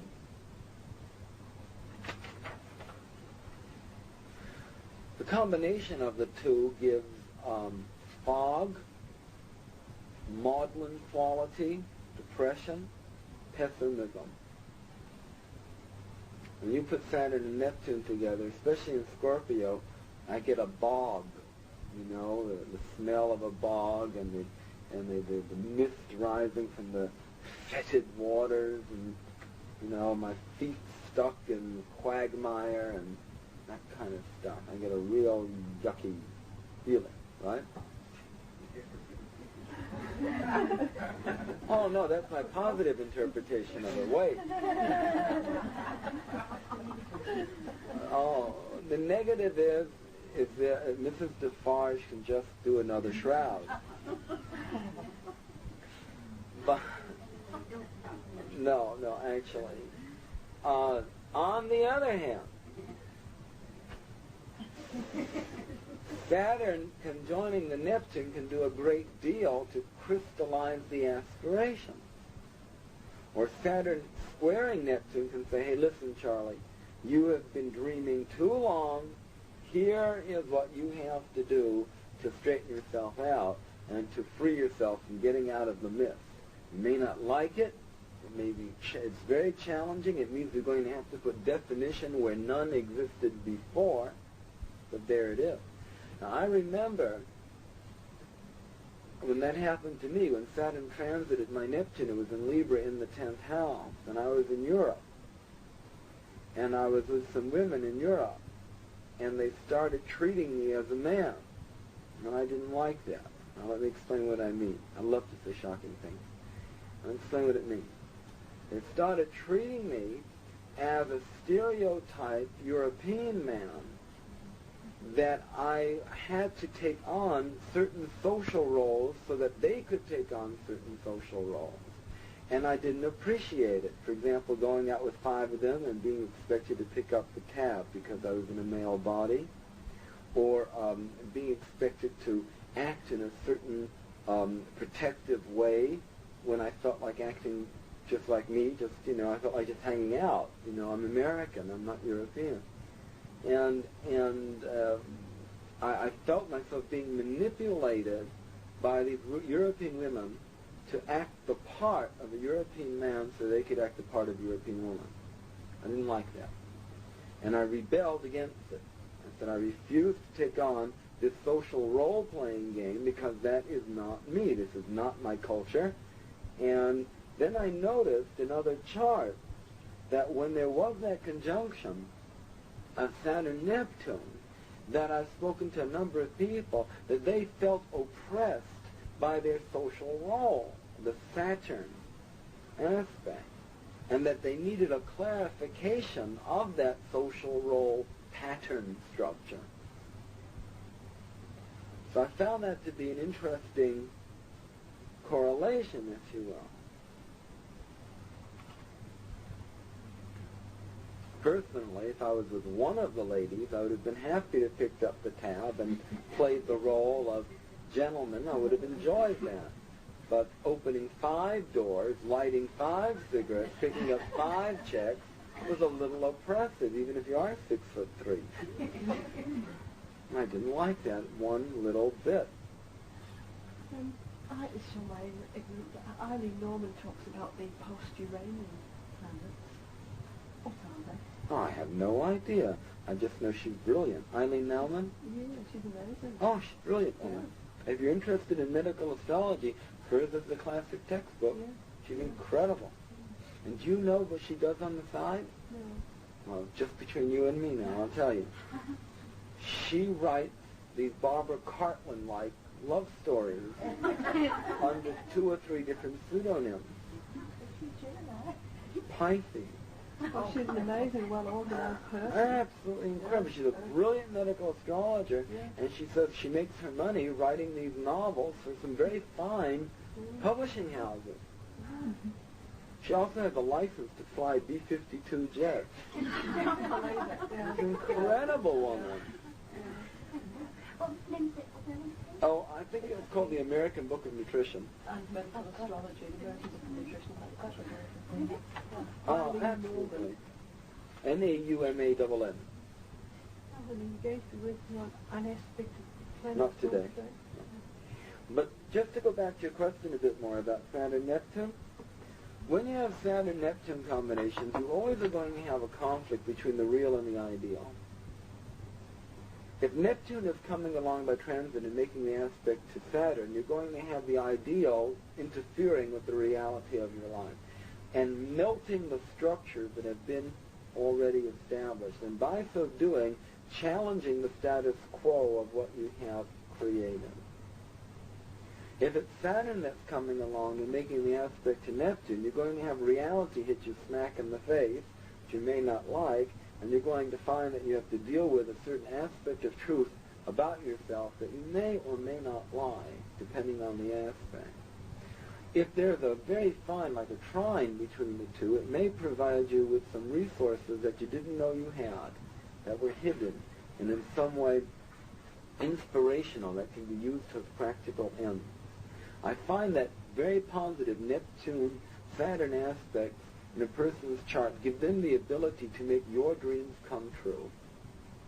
So that if you have a trine going on, let's say Neptune trining your Saturn, you'll be able to have the inspiration that may help to bring a collective effort to focus.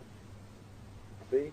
But when those two planets are combined by square opposition or conjunction, then there can be a depressive quality coming about because you're not sure of where your responsibility lies, and you feel this oppressive sense of a need to create responsibility or to be responsible in some way. But, you know, that dramatic opening I gave you still, to me, in Scorpio, is quite real. One feels, especially the conjunction of Saturn on the Neptune and Scorpio, a certain dread that would come, I would think. I mean, you know, in most cases, I would think that would come out quite strongly. Does that help someone? Yeah, if you've got no idea at all of the birth time, where do you actually start the rectification? With the, all right, several ways. Ask for a list of events. That's number one.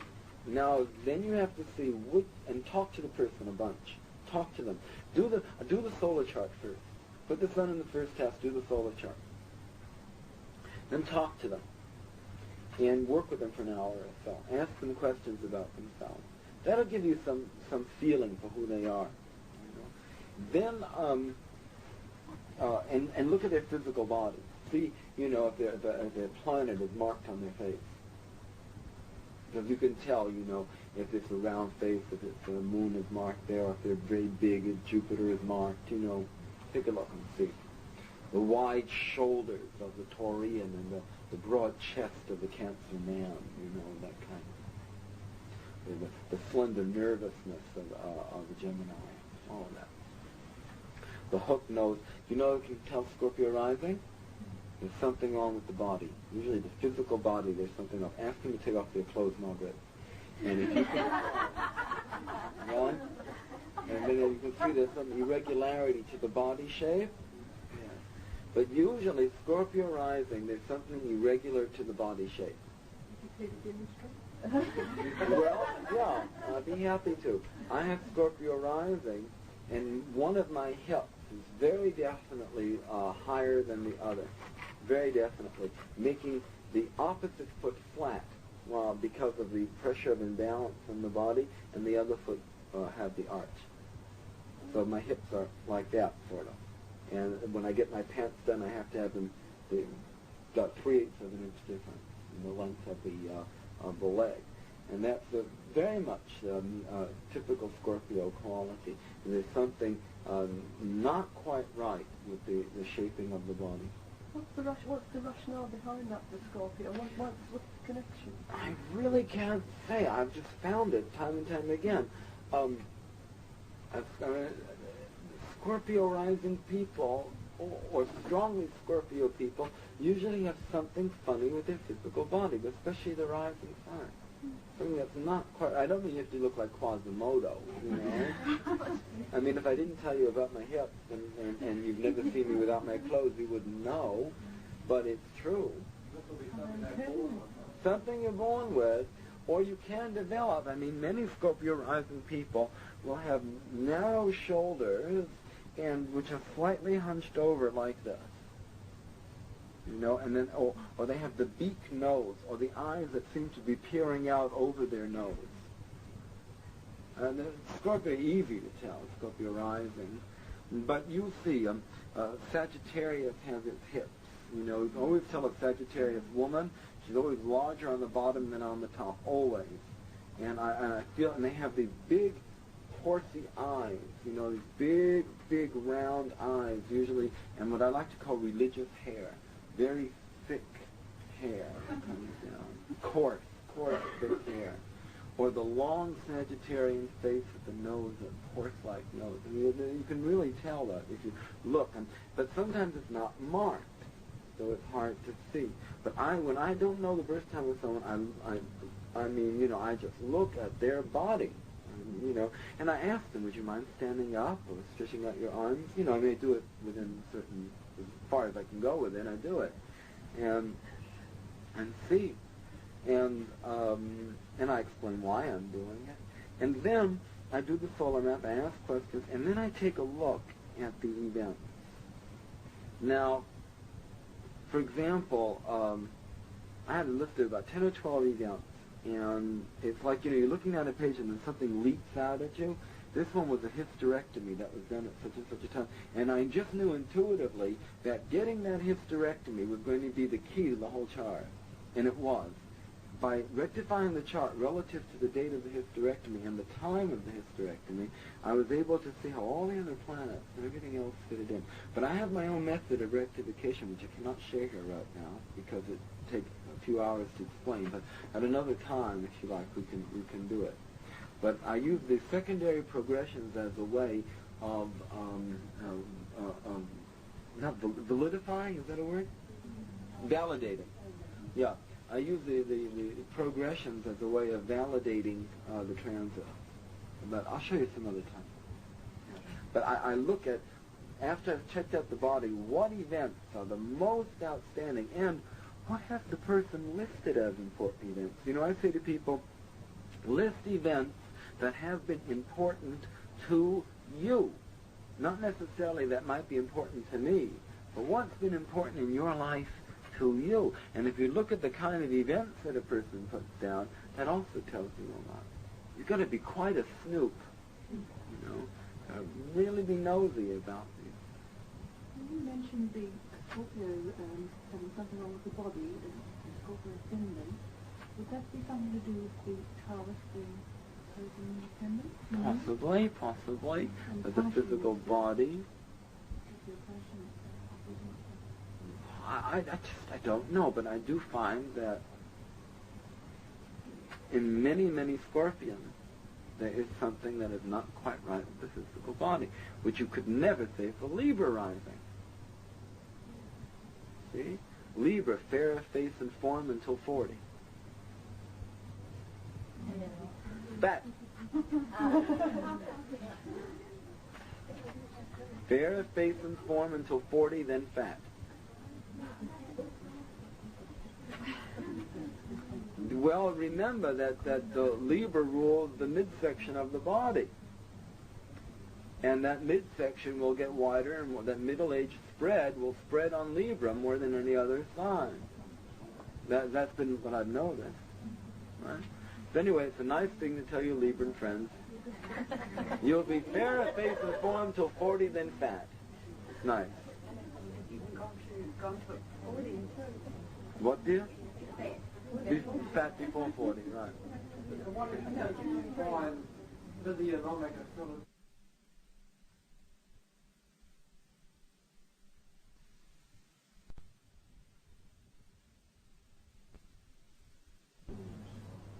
And choose an unusual way of dressing.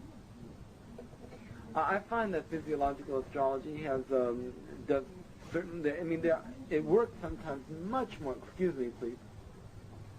It works much more markedly on certain people than others. For example, sometimes the Capricorn rising person is this extremely bony person. The bones are very well noted. The complexion and the hair for the race, don't forget the race is important, is darker. You know, I mean, Scandinavians are usually light, but, you know, you'll have a dark person, dark Scandinavian, you'll see Saturn being kind of strong in the chart. So, I think it works, not 100%. I think it works with myself. I have the Scorpio rising, I have Jupiter square the ascendant, and I'm very large. I used to be huge when I was a boy. But Jupiter square the ascendant with a late Scorpio, and it works.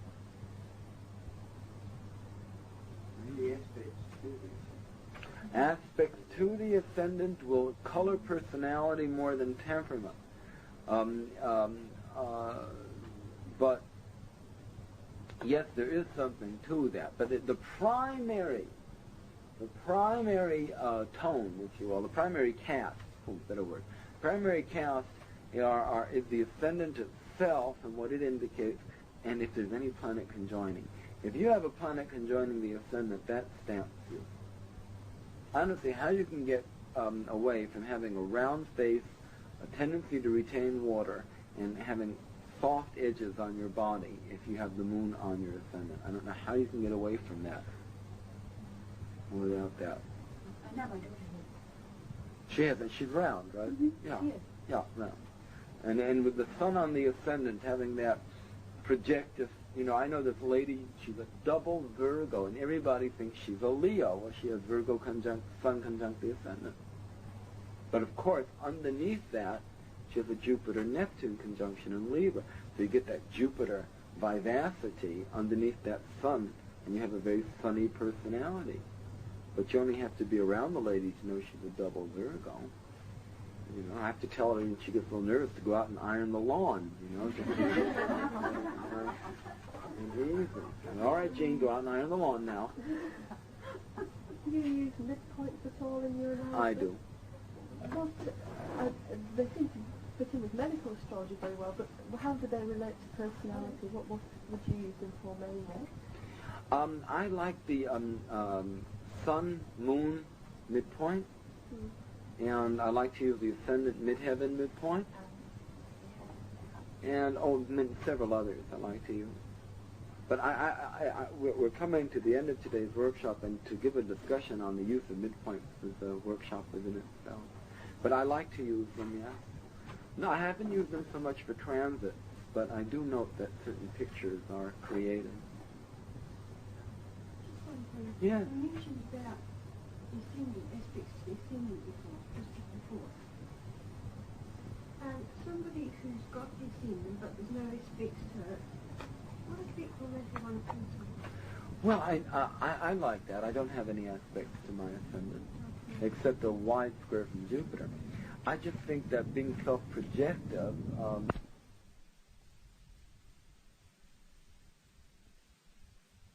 to the mutable, you know, see, she's quite strong. Yes, they do live a long time. And Taurians are notorious for longevity, and so are Capricorns. So having the connection of Capricorn-Taurus, and they stay quite a while.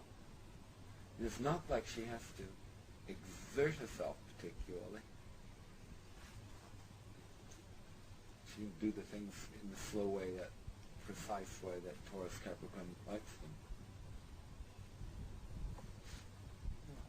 Well, let's move on. There's a lot in that Queen Elizabeth's chart we can discuss, but let's go on then and do Mr. Rasputin. I just want to point out one thing in the Queen's chart which shows very clearly a succession, you know, going on with the dynasty. The ruler of the 4th house is the ruler of the 10th house. It's trine the ruler of the 10th house, which shows very much dynastic succession. Venus rules the 4th, and it's trine Pluto, which rules the 10th.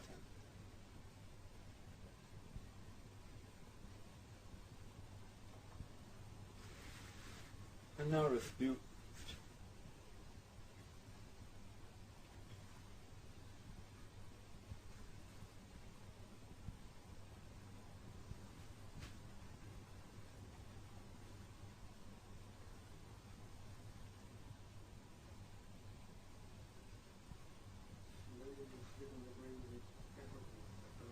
Yes.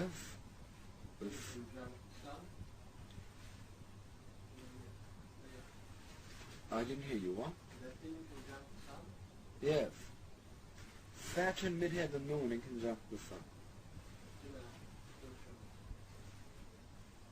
Yes, but you know, in esoteric astrology, there are 3 signs which are called signs of the first ray.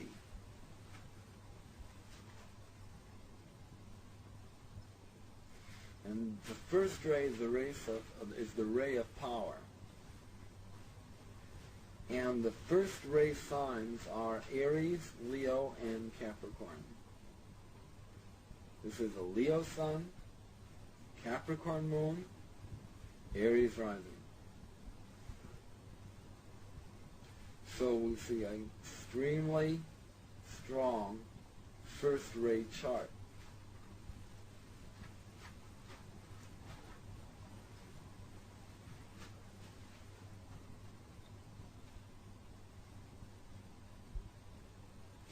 Now that's power.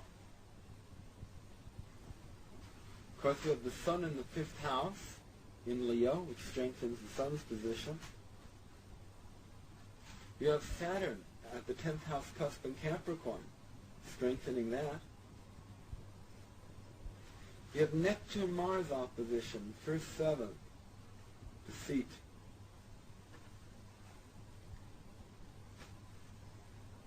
Pluto rising, personal power. The wielding of personal power.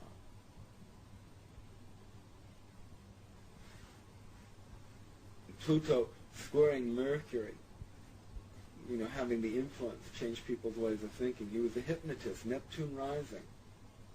He's a hypnotist, a mystic, a monk.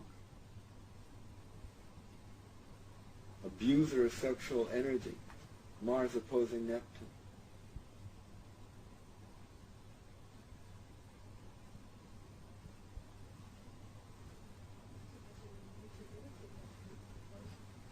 Venus and Virgo. But he had a lot of the healing power. It was Mercury trine Neptune in the 6th house. He's a hypnotist. A charmer. And a person who used a lot of sexual magic. He's also excessive in his sensual exploits. Jupiter square Neptune on the one side, Jupiter square Mars on the other. Great influence over powerful people, Saturn, Moon. And of course, women just, really going for this guy, even though he was, very uncouth, because he just had all this magnetic Neptunian energy. It's interesting that Queen Elizabeth has Mars, Neptune, opposition squaring Saturn. Yes. Rasputin has it squaring Jupiter. Yes. Well, I think that the Queen holds her excesses in. I mean, she only has a little bit to drink, she only has a little bit to smoke, Because on the external life, she has to be Saturn. You never see the Queen smoking a cigarette in public. The Queen smokes cigarettes. And if she wants to drink, she can only drink a little bit because she has to be Saturnian. That opposition of Moon and Saturn and Jupiter is also a big opposition of Neptune and Lady. Say again? Am I right? Midheaven and Nadir are always opposed. Yeah, but I mean there's planets on each of them. Oh, planets on the angles. Yeah, you mean Jupiter? Jupiter is pretty far away from the 4th house cusp. 6 degrees to 15 degrees. Yeah, that's 9 degrees. That's too bad. That's a bit far. But you do have Mars close to that 7th. You're right. I mean, you do have planets close to the angles.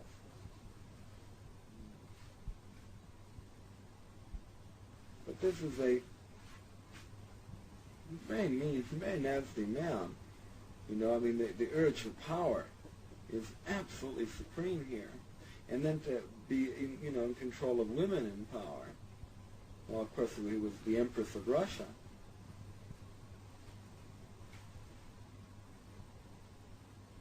there any record of the kind of relationship he had with his mother? I think she was a little old lady, a little Siberian peasant lady. I think they had a very good relationship. Oh, I think he'd be a very good boy to his mother. Without a doubt. Very respectful. But what happens, you see, here, is the ego gets way out of line. Because you have Mars squaring Jupiter. So, and squaring Neptune. So after, with all the alcohol, Neptune on the ascendant, all the abuse, you lose all sense of, any sense of propriety, of restriction. And what you have instead is the urge for power. No sense of propriety.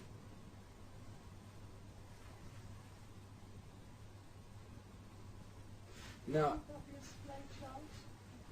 yes. And what I find interesting too is like, he was killed. Well, he was killed by poison. And that's Neptune, Mars, and Jupiter were in the 8th house. Jupiter squaring Neptune squaring Mars. So he was killed by poison.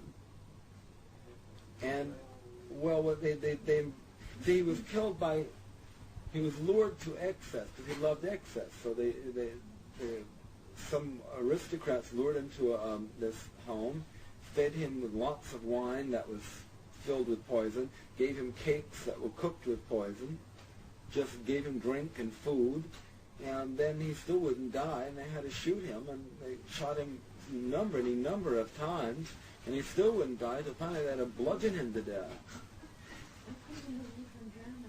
Yeah, well, they bludgeoned him to death. They hit him, yeah, with sticks. I mean, he just, the will was so very strong. You see, because he's first-ray person, and first ray is the ray of will and the ray of power. No, he was a living demon. I mean, the forces, the demonic forces, were very well alive with this man.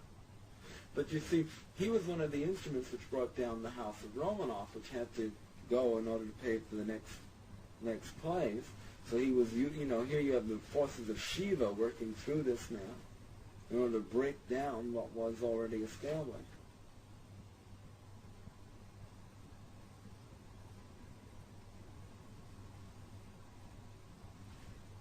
Incredible life.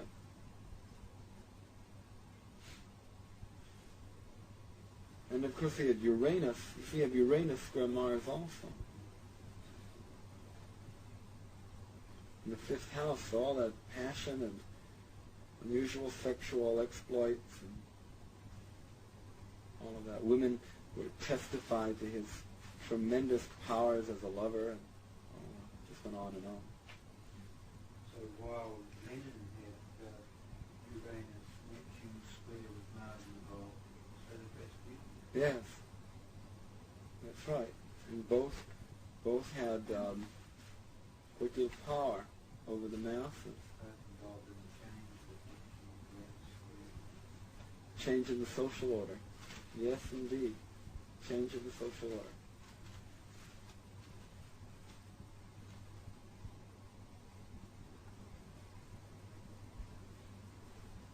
Fascinating.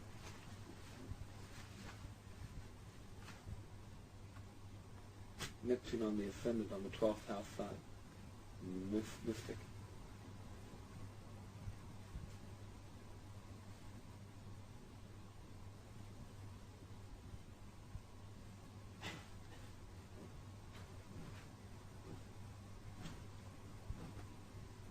See, it's interesting, his way to the court was through his relationship with the Tsarevich Alexis, with the son of the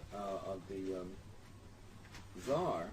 He has a 5th house Leo son, which of course would put him in tune with children very well. But also Alexander of Russia, Alexis of Russia, was also a Leo. So their sons conjoined.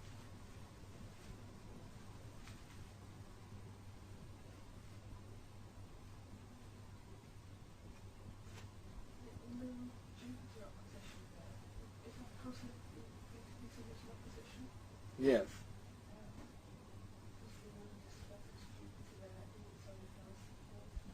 Yes, excess. Excess. Does that say anything about his birth too? Well, it would say that he would end his life at a place quite distant from his birth. That his death would occur in a large home distant from his birth. The 8th house ruler is Jupiter in Cancer, the 4th. And he was from Siberia, and he had come quite a distance to Moscow. He had a reputation which preceded him. That's why they were told this man could cure a child, which he did. He would stop the bleeding through hypnosis. He was definitely had occult powers, Siberian mystic monk.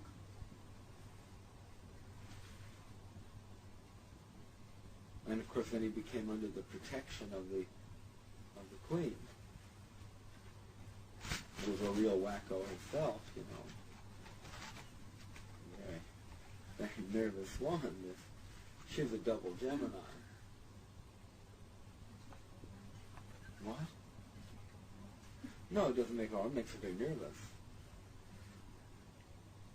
And it's interesting that the last Empress of Russia, like her grandmother, Queen Victoria, was a double Gemini. I believe had the moon on the ascendant also, if I'm not mistaken. Or sun. No, not the moon on the ascendant. She had the sun and moon conjoined. Gemini. So, any questions?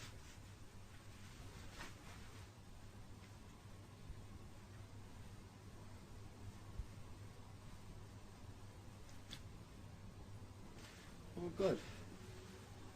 Well, thank you for your participation today, and for also your participation in the whole time I was here in Christchurch. I appreciate that a lot.